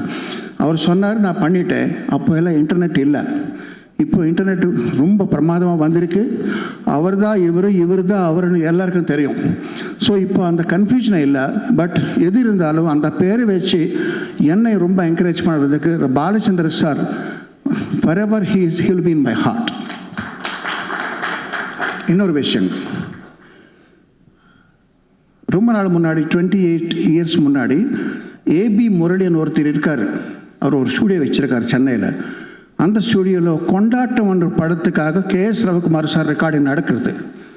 அவர் வந்தார். கேஎஸ் ரவிக்குமார் வந்துட்டு ஏதோ ஒரு டாபிக் வந்தது, இந்த சவுண்ட் நல்லா வரலையே, அந்த சவுண்ட் நல்லா வரல, ஒரு டாபிக் வந்தது. அப்போது மிக்சிங் அண்ட் மாஸ்டரிங் பற்றி ஒரு டாபிக் வந்தது. அவர் சொன்னார், ரீசெண்டாக நான் ஒரு ஆல்பம் லண்டன் அனுப்பினோம், நல்லா மிக்சிங் பண்ணி அனுப்பலைங்களே. ஏன்னா லண்டன் என்ன பெரிய பேர் தானே. நான் நிறைய பேர் லண்டன், கனடா, இங்கெல்லாம் யூஎஸ் போய் மிக்சிங் அண்ட் மாஸ்டரிங் பண்ணுவாங்க. நம்ம ஊரில் ரெக்கார்ட் பண்ணுவார் சென்னையில், அங்கே மிக்சிங் பண்ணுவார். அந்த ஆல்பம் எடுத்துகிட்டு வந்தால் எல்லாம் பிளாண்ட் ஆகிருக்கே, ஒன்றுமே சத்தம் வரலையே, சத்தம் வர வேண்டிய இடத்துல சத்தம் வரலையே. அவர் சொன்னார், 5 ஸ்டார் ஹோட்டலில் எது சாப்பிட்டாலும் ஒரு மாதிரி இருக்கும், பிளாண்ட் ஆகிருக்கும். ஏன்னா அங்கே ஃபாரினர்ஸ் வருவார், அவங்களுக்கு ஏற்ற மாதிரி தான் அவர் பண்ணுவார். அதில் நம்ம ஸ்ட்ரீட் ஃபுட்டு பாருங்கள், எவ்வளோ உப்பு காரம் நல்லா இருக்கும், அந்த மாதிரி தான் வேணும். அப்போ அவர் நம்ம கல்சோன் மேலே இப்படி காமிச்சார். எக்ஸாம்பிள், நீங்கள் ஒரு பீட் கொடுக்குறீங்க, டிக்கு டிக்கு சக் டிக்கு டிக்கு டிக்கு சக் டிக்கு டிக்கு டிக்கு சா, அப்படி ஒரு பீட் வரணும். அது அவங்க எல்லாம் ஃப்ளாட் பண்ணிவிட்டு அங்கே ரெட் பல்ப் எரியுது, அதான் அப்படி டெக்னிக்கலாக பண்ணக்கூடாது. இங்கே வெடிக்குது, இங்கே ஸ்பீக்கர் போயிடும், அப்படியெல்லாம் நினச்சி அவர் ஃப்ளாட் பண்ணிடுறாரு. அப்படி பண்ணக்கூடாதுன்னு சொல்லி அவர் கன்சோல் மேலே கை வச்சு காமிச்சார் ரவிக்குமார். டிக்கு டிக்கு சக்கு டிக்கு டிக்கு சா இப்படி பண்ணுறாரு. அந்த ஃபேடர் மேலே தூக்குறாரு, அது உடஞ்சி போயிடுமோன்னு பயம் வருது. பட் அப்படி பண்ணாதான் நமக்கெல்லாம் நம்ம எஃபெக்டே வரும்னு சொல்கிறாரு. ஸோ அந்த எஃபெக்ட்டு இந்த படத்தில் நான் கொடுத்துருக்கேன். ஏன்னா இவர் பவர் ஸ்டார் பவன் கல்யாண் சொல்லுவார், அந்த பவர் வெளியில் வரணும்னா அந்த மாதிரி மிக்சிங் பண்ணாதான். நமக்கு எல்லாம் டெக்னிக்காலிட்டி பார்க்கக்கூடாது, அதெல்லாம் வேறு விஷயம். நமக்கு இங்கே பவர் தான் வேணும், ஓன்லி பவர், அந்த எஃபெக்ட் தான் வேணும். அந்த எண்ணத்தோடு நான் ஒர்க் பண்ண படம் இது. முக்கியமான விஷயம் என்னென்னா, நான் நல்லா பண்ணேன் சொல்கிறார். நல்லா பண்ணுறது ஒரு விஷயம், நல்லா பண்ண விடுறது ஒரு விஷயம். ஸோ அதுதான் டைரக்டர். ஒரு கை நல்லா பண்ணுறது, நல்லா பண்ண விடுறது இன்னொரு கை, 2 கை சேர்த்தா தான் கைத்தட்டல் வரும், சத்தமே வரும். Jyothi, thank you for allowing me to do whatever I wanted to do. So இந்த படம் நல்லா சக்ஸஸ் ஆகி நம்ம ரத்னம் சாருக்கு நல்ல பேர், நம்ம பணம் கூட எடுத்துகிட்டு வரணும்னு நான் ஆசைப்பட்றேன். எல்லாருக்கும் வணக்கம், நன்றி. ஒரு 1 இயர் பேக் ரொம்ப மனசில் நினச்சிட்டு இருந்தேன். ஆக்சுவலாக ஆக்சிஜன் ஒரு தெலுங்கு படம் கோபிச்சந்த் வச்சு டைரக்ட் பண்ணேன் தெலுங்கில் போய். அதுக்கப்புறம் இன்னொரு படம். ஸோ ஒரு 4 இயர்ஸாக நான் ஆந்திராவில் இருந்தேன், தமிழில் இல்லை. அதே மாதிரி தெலுங்கு படம் இந்த படம் ஆரம்பித்தப்பறம் 4-5 இயர்ஸாக தமிழ்லேயும் படம் பண்ணல. சின்ன மனசில் ஒரு வருத்தம், என்னடா தமிழில் நம்ம படம் சூர்யா மூவிஸ் படம் எதுவுமே தமிழில் வரவே இல்லையே, ரொம்ப நாளாச்சு, திருப்பி எப்போ தமிழில் படம் பண்ணுவோம், எப்போ ஒரு சின்ன உள்ளுக்குள்ள ஒரு வெயிட்டிங்கில் இருந்தேன். அதே மாதிரி தமிழில் திருப்பி டைரக்டர் பண்ண ஒரு வாய்ப்பு கிடைக்குமா அப்படின்னு ஒரு மனசில் ஒரு ஃபீலிங்கும் இருந்தது. பட் நான் ரியலைஸ் பண்ணல, நான் ஒரு பேன் இண்டியா படம் பண்ணிகிட்ருக்கேன். இந்த படம் வந்து மூலியமாக தமிழில் வந்து நம்ம தமிழ் மீடியா, நம்ம ப்ரெஸ் மீடியாவை, நம்ம ஃப்ரெண்ட்ஸ் எல்லாரையும் திருப்பி மீட் பண்ணுவேன்னு நான் எதிர்பார்க்கவே இல்லை. உங்களெல்லாம் மீட் பண்ணது ரொம்ப சந்தோஷமாக இருக்குது சார். இங்கே இருக்க நிறைய பேருக்கு நல்ல ஃப்ரெண்ட்ஸ், எல்லா ப்ரெஸ்லையும் எல்லாருமே திருப்பி ஒரு கிட்டத்தட்ட 3 years 4 years கழிச்சு மீட் பண்ணுறேன். I feel very happy and proud to meet everybody sir. Thank you so much. And first எங்கள் அப்பா பேசும்போது கொஞ்சம் எமோஷனாக பேசினாங்க. ஆனால் அதில் நிறைய அப்பா அவர் எவ்வளோ எமோஷன் என்னை பற்றி திங்க் பண்ணி கேர் பண்ணுறாரோ, அதே மாதிரி எங்கள் ஃபேமிலி பற்றியும் என்னை பற்றியும் அவரோட பிளெஸ்ஸிங்ஸான்னு சொல்ல முடியாது. நிறைய இண்டஸ்ட்ரியில் நிறைய பேர் நிறைய ப்ரௌடாக ஃபீல் பண்ணி நிறைய பேசியிருக்காங்க. ஒரு சின்ன மூமெண்ட் வந்து நடுவில் நான் டைரக்ஷன் பண்ணலைங்க. டைரக்ஷன் பண்ணக்கூடாதுன்னு ஒரு கிட்டத்தட்ட ஒரு 8 years கேப் எடுத்தேன். அது காரணம் வந்து ஒரு தடவை பர்சனலாக அஜித் சாரை மீட் பண்ணப்போ அவர் ஒரு வார்த்தை என்ன சொன்னார், அப்பாவுக்கு ஏஜ் ஆகிட்டே இருக்குது, அப்பாவுக்கு நீ சப்போர்ட்டாக இருக்கணும், நீ படம் ப்ரொடக்ஷன் பார்த்துக்கோ, டைரக்ஷன் பண்ணாத ப்ரொடியூஸ் பண்ணு அப்படின்னாரு, உனக்கு நல்லா வரும் அப்படின்னு. அந்த ஒரு செகண்ட் நான் எதுவும் யோசிக்கலை. சரி, இவ்வளோ பெரிய ஸ்டாரு நம்மளை பற்றி யோசிக்கிறாரு, அப்பா பற்றி யோசிக்கிறாரு சொல்லி நான் டக்குன்னு அந்த செகண்டு டைரக்ஷன் டெலிட் பண்ணி ப்ரொடக்ஷன் ஸ்டார்ட் பண்ண வச்சேன். நான் ஒரே ஒரு வார்த்தை கேட்டேன், சார் பண்ணலாம் சார், பட் இந்த மாதிரி ப்ரொடக்ஷன் பண்ண இது பண்ணால் ரெகுலராக டேட்ஸ் வேணும், ஹீரோ வேணும்னாரு. ஒரே வார்த்தை சொன்னார், நான் கண்டினியூவாக படம் பண்ணுறேன்னாரு. ஸோ அப்படி பண்ணது தான் ஆரம்பம், என்ன எறிந்தால் வேதாளம். ஸோ அவரோட இன்டென்ஷன் என்னென்னு கிளியராக புரிஞ்சது என்னென்னா, ரத்னம் சாரோட லெகசி கண்டினியூ ஆகணும், இந்த பேனர் கண்டினியூ ஆகணும், அதுக்கு நான் டேட் தரேன் அப்படின்னு. நடுவில் ஒரு 3 years கேப் இருந்தது நாங்கள் படம் பண்ணாமல், சூர்யா மூவிஸ். அவர் தான் வந்து ரீஸ்டார்ட் பண்ணார். இந்த வாய்ப்பு எனக்கு எப்பவுமே சொல்கிறதுக்கு சந்தர்ப்பம் வரல, பட் என் மனசுக்குள்ளேயே இருந்தது. திஸ் இஸ் ஃபஸ்ட் டைம் நான் இதை வெளியே ஷேர் பண்ணுறேன். திருப்பி அஜித் சாரோட ஒர்க் பண்ண வாய்ப்பு கிடைக்குமா தெரியல, பட் எனிவே ரொம்ப ரொம்ப தேங்க்ஸ் சார். நீங்கள் அவ்வளோ கேர் பண்ணி சொன்னது, அண்ட் அந்த 3 படம் சொன்ன மாதிரி பண்ணது. அதே மாதிரி அவர் ஒரு வேர்டு கொடுத்தா கீப் அப் பண்ணுவாருங்க, அதை மிஸ் பண்ணவே மாட்டார். யார் என்ன சொன்னால் அந்த டிசிஷனை மாற்றவே மாட்டார், அந்த வேர்டு தான். அதே மாதிரி திருப்பி அதே ஜர்னி முடிஞ்சு ஒரு ரிப்பீட் மோடில் வர மாதிரி ஒரு 8 years கழிச்சு நான் பவன் சாரை மீட் பண்ணப்போ பர்சனலாக பவன் சார் சொன்ன ஒரே வார்த்தை, ஜோதி எனக்கு ரத்னம் சார் ரொம்ப ரொம்ப பிடிக்கும், நான் எல்லாரும் என்னோட ஃபேனாக, நான் அவருக்கு ஒரு ஃபேன், அவரோட லெகசி கண்டினியூ ஆகணும், அதுக்காக தான் இந்த வாய்ப்பு உனக்கு தரேன்னு ஒரே வார்த்தை சொன்னார். நீ என்ன பண்ணுறது தெரியாது, நீ எவ்வளோ உழைக்கிறன்னு தெரியாது, இந்த படத்தை எப்படியே ஹிட் பண்ணணும், நெக்ஸ்ட் வேர்டு, இது 2 வேர்டு தான் சார் சொன்னார். அண்ட் சிரிப்பி சேம், அவரு கொடுத்த வேர்டை ஈக்குவலாக மீட் பண்ணார். ஸோ ஒரு 2-3 லெஜெண்ட்ஸ் வந்து இவ்வளோ கேர் பண்ணது எனக்கு ரொம்ப சந்தோஷமாக இருந்தது. இது எல்லாம் வந்து எனக்கு அப்பாவோட உழைப்போட பிளெஸிங்ஸ் தான் எனக்கு கிடச்சிது. அதை நான் என்ன எடுத்துக்கணும், இது எவ்ரிடே, இது எவ்ரி செகண்ட் நினச்சிட்டே இருப்பேன் மைண்டுக்குள்ளே, நம்மளை இவ்வளோ ட்ரஸ்ட் பண்ணுறாங்க, இதுக்கு நம்ம என்னென்ன செய்யணும் இதுக்கு அப்படின்ற சொல்லி தான் ஒர்க் பண்ணிட்டு இருந்தேன். ஸோ இந்த மாதிரி ஒரு வாய்ப்பு கிடைச்சது எனக்கு ஹரிஹர வீரமல்லு ப்ராஜெக்ட். அண்ட் இந்த ப்ராஜெக்ட்குள்ளே நான் என்ட்ரு ஆகும்போது இதில் நிறைய காம்ப்ளிகேஷன்ஸ் இருந்தது. அண்ட் ஒரு பவன் சாரை பற்றி சொல்லணும்னா, பவன் கல்யாண் சார் வந்து it's not only actor, is ஒரு இன்டெலிஜென்ட் ஸ்மார்ட் பர்சன். சார் வந்து அவரே ஒரு டைரக்டர், பர்சனல் டைரக்டர். அவருக்கு டைம் கிடைக்கல, அவர் ஃபுல் அண்ட் ஃபுல் பாலிடிக்ஸில் இருக்கிறதுனால, சேவைகள் இருக்கிறதுனால, அவர் டைம் கிடைக்காதனால ஒரு இந்த படத்தை அவரோட விஷன், இந்த வீரமல்லு படத்தை வந்து அவரோட பாயிண்ட் ஆஃப் வியூ நான் யோசிக்கும் போது, இது ஒரு பேன் இண்டியா, ஒரு இந்தியா ஃபுல்லாக ரீச் பண்ணணும்னு அவரோட எஃபர்ட் போட்டிருக்காரு. இப்போ நீங்கள் பார்த்த அசுரனம் சாங் வந்து சாரே பர்சனலாக ஃபைட் கொரியோகிராஃப் பண்ண சாங்கு. அந்த ஒரு ஃபைட்டு மட்டுமே ஒரு 60 days எடுத்திருக்கோம், 60 நாள் எடுத்த ஃபைட் அது. அண்ட் அந்த அளவுக்கு அவர் பர்சனலாக உழைப்பு போட்டிருக்காரு. அவருக்கு பர்சனலாக மார்ஷல் ஆர்ட்ஸ் தெரியும். அண்ட் ஒரு ப்ரூஸ்லி ஒரு என்டர் த ட்ராகன் எப்படியோ அந்த மாதிரி ஒரு விஷயம் பண்ணியிருக்கார் சார் இதில், பவன் சார். ஸோ இந்த படத்துக்கு இன்னொரு இன்ஸ்பிரேஷன் எனக்கு என்னென்னா, பர்சனலாக இந்த படம் 16th century முகல் பீரியடில் நடந்த ஸ்டோரி. அண்ட் அவுரங்கசீப் பேக்ட்ராப்பில் நடந்த டைமில் நடக்கிற காலகட்டத்தில் நடக்கிற ஸ்டோரி. அண்ட் இந்த காலகட்டத்தில் அவுரங்கசீப்பாக ப்ளே பண்ணது பாபி டியோல் ரோல். இதில் பாபி டியோல் ப்ளே பண்ணுறாங்க. ஸோ ஒரு நாள் இந்த கதையை எப்படி கொண்டு போகணும், இது என்ன சொல்ல வரும் அப்படின்னு எனக்கே ஒரு நல்ல தாட்ஸ் இருக்கும்போது, ஒரு ட்ராவல் பண்ணும்போது எதர்ச்சியமாக ஒரு வெரி ஓல்டு கப்புள்ஸ், இந்த தீர்த்த யாத்திரை பண்ணுற ஓல்டு கப்புள்ஸை மீட் பண்ணேன். அவங்க அப்போ தான் வந்து எல்லா ஜோதிர்லிங்கெல்லாம் விசிட் பண்ணிட்டு வந்தாங்க, வந்து அஜந்தா எல்லாரெல்லாம் போயிட்டு வந்தாங்க. அவங்கள மீட் பண்ணும்போது அவங்க மனசில் வந்து நான் என் மைண்டில் இந்த கதை எழுதிட்டுருக்கேன், அவுரங்கசீப் முகல் பீரியட் எழுதிட்டுருக்கேன். கரெக்டாக பார்த்தா எதிர்த்தியாக அவங்களும் மீட் பண்ணுறேன். ஒரு சம்மந்தம் மேலே ஒரு கான்வர்சேஷன் ஸ்டார்ட் ஆச்சு. அவங்க திடீர்னு பார்த்தா அவுரங்கசீப்பை திட்டுறாங்க. எனக்கு ஒன்றுமே புரியல. நான் ஒர்க் பண்ணுறதும் அவங்க பேசுகிறது கோயின்சிடன்ஸாக இருந்தது.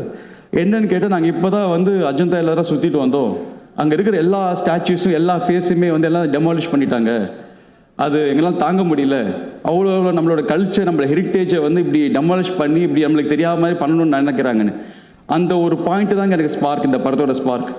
ஸோ இந்த ஹரிஹர வீரமல்லு படத்தில் பவன் சார் போர்ட்ரேட் பண்ணுற கேரக்டரே வந்து நம்மளோட ஹெரிட்டேஜ், நம்மளோட சம்பிரதாயம், நம்மளோட கல்ச்சர், நம்மளோட கோவில்கள், நம்மளோட ஜென்ரேஷனாக 1000 இயர்ஸை வந்த நம்ம ஜென்ரேஷனை வந்து டெஸ்ட்ராய் ஆகக்கூடாது, அதை அடுத்த ஜென்ரேஷன் கொண்டு போய் சேர்க்கணுன்ற ஒரு இதுக்காக ஃபைட் பண்ணுறதா பவன் சாரோட கேரக்டர் ஹரிஹர வீரமல்லு. ஸோ இந்த சப்ஜெக்ட் நான் எழுதுனது தனியாக ஒரு 1 year 2 பேக் எழுதி வச்சு அது ஒர்க் போயிட்டே இருக்குது. கோயின்சிடன்ஸாக honourable deputy chief minister Pawan sir வந்து ஆந்திராவில் அங்கே இருக்கிற திருப்பதி சம்பவத்துக்காக அவரும் போய் சனாதன தர்மியக்காக போய் பேச வேண்டிய சூழ்நிலை வந்தது. ஸோ இன் அண்ட் அவுட் இது ஒரு கோயின்சிடென்ஸ் ஆகி இந்த படம் வந்து ஒரு சனாதன ஒரு தர்மத்துக்காக சண்டை மாதிரி ஒரு படம் அமைஞ்சிருக்கு எனக்கு. It's all destiny. அண்ட் இந்த படம் பார்க்கும்போது உங்களுக்கு ஒவ்வொருத்தருக்கும் புரியும் நம்ம கல்ச்சர் எவ்வளோ இம்பார்ட்டன்ட், நம்மளோட பாரம்பரியம் எவ்வளோ இம்பார்ட்டன்ட், அதை வந்து அடுத்த ஜென்ரேஷனுக்கு நம்ம என்ன சொல்ல வரோம் அப்படின்றதுக்கு ரொம்ப இம்பார்ட்டன்ட். அதுக்காக ஃபைட் பண்ணுற ஒரு ஹீரோ தான் பவன் கல்யாண் சார். இதில் அவரை பற்றி சொல்லிட்டே போகலாம். ஒரு இன்சிடென்ட் என்னென்னா, நாங்கள் விஜயவாடாவில் ஷூட் பண்ணிகிட்ருக்கோம். பண்ணும்போது சார் இப்போ வந்து ஆக்சுவலாக டெப்டி சிஎம் ஆகிட்டாங்க. ஸோ அவரோட டைம் கிடைக்கிறது கொஞ்சம் இது, பிகாஸ் அவரோட மார்னிங்லேருந்து ஈவினிங் வரைக்கும் அவரோட அந்த இதில் இருக்கும்போது எங்களுக்காக ஒரு 400 people அங்கே குரு வந்து வெயிட் பண்ணுறோன்னு எங்களுக்காக வந்து ஒர்க் பண்ணிட்டு போவாங்க. ஒரு நாள் எங்கிட்ட வந்து பர்சனலாக ஒரே ஒரு வார்த்தை கேட்டார் சார். ஃபஸ்ட்டு வந்து சாரின்னாரு. நான் எனக்கு புரியல, அவ்வளோ பேர் சார் எதுக்கு சாரி சொல்கிறார் அப்படின்னு. இல்லை, எனக்கு இந்த மாதிரி வைசாக்கில் ஒரு இடத்துல வந்து ஒரு 7 பேர் வந்து ஒரு ஃபுட் பாய்சன் ஆகி சாகிற நிலைமையில் இருக்காங்க, நான் கொஞ்சம் அர்ஜென்ட்டாக போகணும், இன்றைக்கி போகலாமா அப்படின்னு ஒரு வார்த்தை கேட்டார். எனக்கு ஷாக். அவர் சொல்லக்கூட தேவையில்லை, இட்ஸ் இம்பார்ட்டன்ட் இன்சிடென்ட்டு. ஸோ இங்கே வந்து நாங்கள் வெயிட்டிங்கில் இருக்கோம், இங்கே நடிச்சுக்கிட்டு எங்களையும் சாட்டிஸ்ஃபை பண்ணி, அதே மாதிரி அங்கே மக்களுக்கு ஒரு ப்ராப்ளம்னா அவர் அங்கேருந்து உடனே கிளம்பி அங்கே போய் அதையும் பார்த்துட்டு திருப்பி மறுநாள் திருப்பி ஷூட்டிங் வந்து 4 o'clock எழுந்திரிச்சு நைட் 11 o'clock தூங்குற வரைக்கும் ஒரு 24 hours வந்து மக்கள் பீப்புள் இதுதான் சார் மைண்டில் ரன் ஆகிட்டே இருக்குது. அவர் கூட க்ளோஸாக இருந்து பார்க்கும் போது எனக்கு தெரிஞ்சது அதுதான். அதே மாதிரி அவரை ஒருத்தர் மீட் பண்ணால் அவங்களோட ப்ராப்ளத்தை அவர் ப்ராப்ளமாக எடுத்து அதையே ஃபீல் பண்ணி இது இவங்களுக்கு எப்படி நல்லது செய்யலாம் அப்படின்ற யோசிக்கிற ஒரு நண்பர் பவன் கல்யாண் சார். அண்ட் அவர் கூட ஒர்க் பண்ணது தேங்க்ஸ், மீட் பண்ணதுக்கோ ஒர்க் பண்ணதுக்கோ I am very proud and very happy. And தொடர்ந்து பார்ட் 2 கூட ஒர்க் பண்ணுவோம். அண்ட் படத்தை பற்றி பேசணுன்னா டெக்னிக்கலாக இட்ஸ் ஹை ஸ்டாண்டர்ட் படங்க இந்த படம். எனக்கு பேசிக்கலாக எனக்கு 18 ஃபஸ்ட்டு படம். அப்போ எனக்கு 20 years நான் அந்த படம் டைரக்ட் பண்ணும்போது அந்த படத்துலேயும் கிட்டத்தட்ட ஒரு 1 hour 15 minutes சிஜி இருக்கும், நிறைய 3D எலிமெண்ட்ஸ் இருக்கும், கிராஃபிக்ஸ் இருக்கும். ஸோ இது பீரியடுன்னு தொடரும்போது எப்படி இவ்வளோ ஹை ஸ்டாண்டர்ட் படத்தை நான் எடுக்கணும், எனக்கு இதுக்கு ஈக்குவலாக ஒரு கேமராமேன் வேணும்னு நான் யோசிச்சுட்டே இருந்தேன். எங்கேருந்து கரெக்டாக கோயின்சிடன்ஸாக மனோஜ் பரமசா ஃபேமிலி ஃப்ரெண்ட் அவரை மீட் பண்ணி அவர் மூலிமா எனக்கு நான் எவ்வளோ ஹை டெக்னிக்கலோ அவரும் ஒரு ஹை டெக்னிக்கலான இது. ஸோ 2 பேர் சேர்ந்து ஒவ்வொரு ஷாட்டுமே ஒரு 5 cameras அண்ட் இந்தியாவில் இருக்க எல்லா டெக்னாலஜி யூஸ் பண்ணிட்டோம். இந்தியாவில் பார்த்தாலும் ஃபாரினில் இருக்க எல்லா டெக்னாலஜி யூஸ் பண்ணி இந்த படத்துக்கு கிட்டத்தட்ட ஒரு 1000 animators ஒர்க் பண்ணுறாங்க. 1000 பேர் ஒர்க் பண்ணிட்டுருக்காங்க டே நைட் இந்த படத்துக்காக. ஸோ வேர்ல்டு வைட் இருக்க எல்லா கிராஃபிக்ஸ் கம்பெனியும் ஹையர் பண்ணியிருக்கோம். ஸோ இது ஆன் ஸ்க்ரீன் பார்க்கும்போது இந்தியன் ஸ்க்ரீனில் எப்போவுமே ரத்னம் சார் படம்னா நம்ம தெரியும், அந்த டைமில் அந்த காலகட்டத்தில் ஒரு பெரிய ஸ்டாண்டர்டான படமாக இருக்கும். இது ஸ்டாண்ட் அவுட் படமாக இருக்கும். எதுக்கு இதுக்கு 3-4 years லேட் ஆச்சு அப்படின்றத அதுக்கு பூர்த்தி செய்கிற ஒரு படமாக இருக்கும். And especially last 10 minutes of the படம் வந்து it will break full Indian ஸ்க்ரீனுங்க. It will be spectacular. And இந்த படத்தில் ஒர்க் பண்ண நிதி மேடம் சொல்லணும். அண்ட் நிதி நான் ஜாயின் பண்ணும்போது கொஞ்சம் வரியாக இருந்தாங்க, எப்படி ஒரு படம் இவ்வளோ ஆச்சு, அவங்க ரோல் என்ன எப்படி இருக்கும்னு சொல்லி. பட் அவங்களோட க்யூட் மூமெண்ட்ஸ், அவங்களுக்கும் சாருக்கு இருக்கிற கெமிஸ்ட்ரி நல்லா ஒர்க் அவுட் ஆச்சு. ஒரு சின்ன இன்சிடென்ட், நிதிக்கு வந்து நான் ஒரு சீன் சொல்லிட்டு போனேன் இப்படி பண்ணணும் அப்படின்னு டைலாக்லாம் சொன்னேன். அண்ட் பவன் சார் பண்ணும்போது அதை இம்ப்ரூவைஸ் பண்ணி டேக்கில் அவர் இம்ப்ரூவைஸ் பண்ணி டக்குன்னு ஒரிஜினல் லைஃப் எடுத்து கழுத்தில் வச்சுட்டு அங்கே ஒரு செகண்ட் பேனிக்கை நான் எங்கே நல்ல ஷார்ட் போயிட்டுருக்கு, இவங்க எங்கே ஸ்டாப் பண்ணிட்டு பயந்துகிட்டே இருந்தேன். அவங்க அப்படியே மேனேஜ் பண்ணி நடிச்சிட்டாங்க அதை இது பண்ணி. பட் அவங்களோட ரியல் பேனிக்கு ரியல் எமோஷன் ஸ்க்ரீனில் நல்லா ஒர்க் அவுட் ஆச்சு. ஸோ அந்த மூமெண்ட்டை ரீப்ளே பண்ணும்போது தான் எனக்கு சிரிப்பு வந்துகிட்டே இருக்கும். அந்த ஷார்ட் எடிட்டிங்கில் பார்க்கும்போது சிரிப்பு வந்துகிட்டே இருக்கும். ஓ, இந்த இடத்துல ரியலாக பயந்துட்டாங்க இவங்க அப்படின்னு. ஸோ அந்த மாதிரி spontaneous acting. And choreographer Shobi master வந்து எனக்கு அவங்க ஒய்ஃப் லலிதா மாஸ்டர் ரொம்ப ஃப்ரெண்டு. ஸோ ராஜசன் சார் அஸ்கா சாங் பண்ணும்போது அப்போது கடைசியில் ரோல் ஆடிட்டு இருப்பார். அப்போது அவர் ராஜு சார் ரொம்ப திட்டிகிட்டு இருப்பார் அவர், ஷோபி இந்த மாதிரி முதல்ல நல்லா சீக்கிரமெல்லாம் ஒரு 2 படத்தில் கொரியோகிராஃப் ஆக முடியாது அப்படின்னு. சிரிப்பாக இருக்கும் அதெல்லாம் பார்க்கும்போது.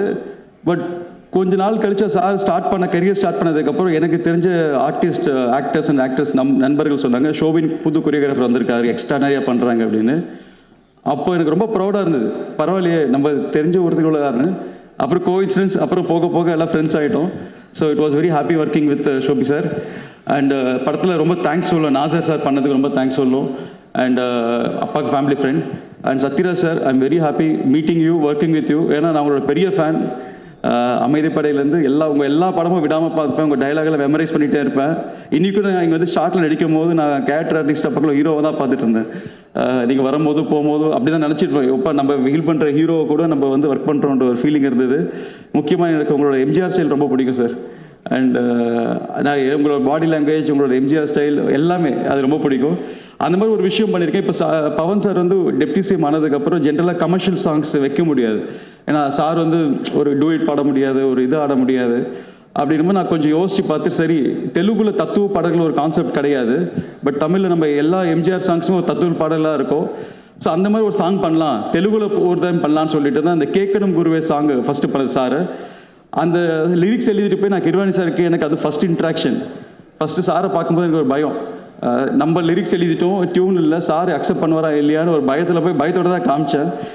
அண்டு சார் யார் எழுதுனாரு சார், ஒரு பென்சில்தாஸ் ஒரு சிங்கர் ரைட்டர் சார், வில்லேஜில் இருப்பார், ரொம்ப நல்லா இருக்குன்னு சொல்லி சார் சொன்னார், இது பவன் சார் பண்ணால் நல்லா இருக்கும்னு.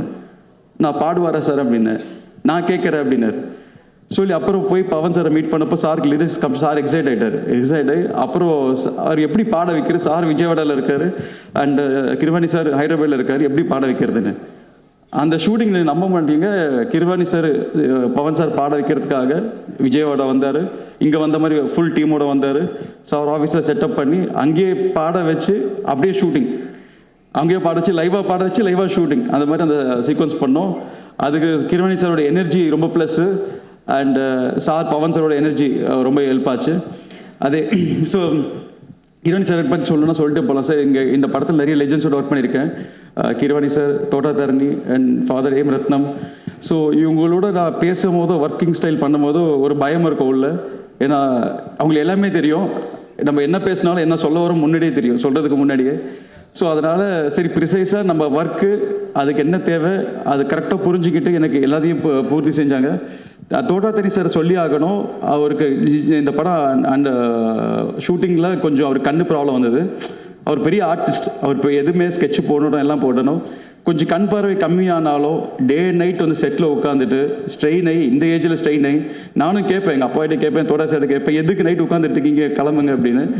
ஆனாலும் இல்லாமல் பிடிவாதமாக உட்காந்து அதோட சினிமா நேசிப்பாங்க சொல்லுவாங்க, அந்த எனர்ஜியோட இன்னைக்கு திருப்பி சொல்கிறேன் சார், நிறைய நியூ ஜென்ரேஷன் வந்திருக்கும். நான் இப்போ 3rd ஜென்ரேஷன் நானும் பார்க்குறேன்.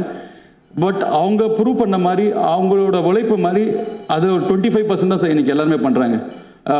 பட் அந்த மாதிரி ஜென்ரேஷன் ஆளுங்களை அப்போ பார்க்கறது ரொம்ப ரொம்ப கஷ்டம். ஐ am very fortunate to work with all the legends.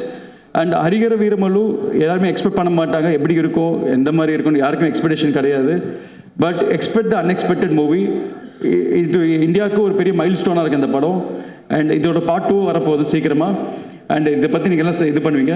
And very happy meeting Tamil people, Tamil press and Telugu audience అని తిడతారండి. నేను మొత్తం తమిళ్లోనే మాట్లాడేశాను. ఇక్కడ రాగానే వాళ్ళకి అర్థం కాదు. ఇది ప్రాబబ్లీ ఈ ప్రోగ్రామ్ సబ్ టైటిల్ వేయాలనుకుంటాను నేను. పర్లేదు, మనం తిరుపతిలో గట్టిగా ప్లాన్ చేశామని నాకు సమాచారం అందింది ఆల్రెడీ. అవునండి, తిరుపతి కొన్ని తెలుగులో కొన్ని క్వశ్చన్స్ అడిగాను సార్, నాకు తమిళ్ వచ్చేస్తుంది. సార్, ఇట్స్ బీన్ అంటే ఖుషి సినిమా అప్పుడు కూడా మీరు చూసుంటారు కళ్యాణ్ గారిని, అండ్ ఇప్పుడు ఈ హరిహర వీరమల్లులో చూశారు. సో అప్పటికి ఇప్పటికి డిఫరెన్స్ ఏం గమనించారు ఆయనలో, అదొక్కటి చెప్పండి. డిఫరెన్స్ కనిపించలేదండి, ఒక్కటి మట్టుకు ఎప్పుడు మెయింటైన్ అవుతుంది ఏంటంటే పవన్ సార్ స్వాగ్. అసలు సార్ వాక్ కానీ స్టైల్ కానీ అప్పుడైనా ఇప్పుడైనా అసలు మామూలుగా ఉండదు, అదేదో ఒక ఆరా ఉంటుంది సార్. అప్పుడు యాజ్ అ ఫ్యాన్ గా మనం దగ్గర నుంచి చూడడం ఇస్ డిఫరెంట్, కానీ ఆయన డైరెక్ట్ చేస్తున్నప్పుడు ఫస్ట్ డే మీ నోటి నుంచి చెప్పించిన డైలాగ్ ఏంటి ఆయనతో మీరు ఫస్ట్ డే షూట్ లో, అదొక్కటి చెప్పండి చాలు. వినాలి, వీరములు చెప్తే వినాలి. So nice, thank you. Sir line చూసారు, చూసి చెప్పాలని అడిగారు, అవును సార్ అని.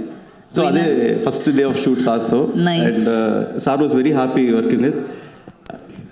ఇంకేమైనా ఉంటే కొంచెం అడిగండి తెలుగు వాళ్ళ కోసం.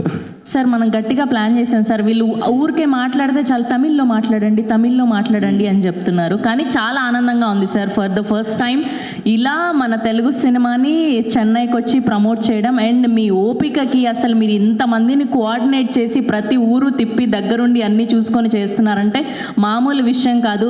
మా అందరి కోసం కాదు, మీ ఒక్కరి కోసం అండ్ ఏం రత్నం గారి కోసం ఈ సినిమా సక్సెస్ఫుల్ అవ్వాలని మనస్ఫూర్తిగా కోరుకుంటున్నాం. We are eagerly waiting June 12th కోసం. మామూలుగా ఉండదు. థియేటర్స్లో మేము న్యూస్ పేపర్స్ ఆల్రెడీ చింపేసి బ్యాగ్లో పెట్టుకొని రెడీగా ఉన్నాము. ఇంకెళ్ళి ఎగిరేయడమే అంతే. Thank you madam.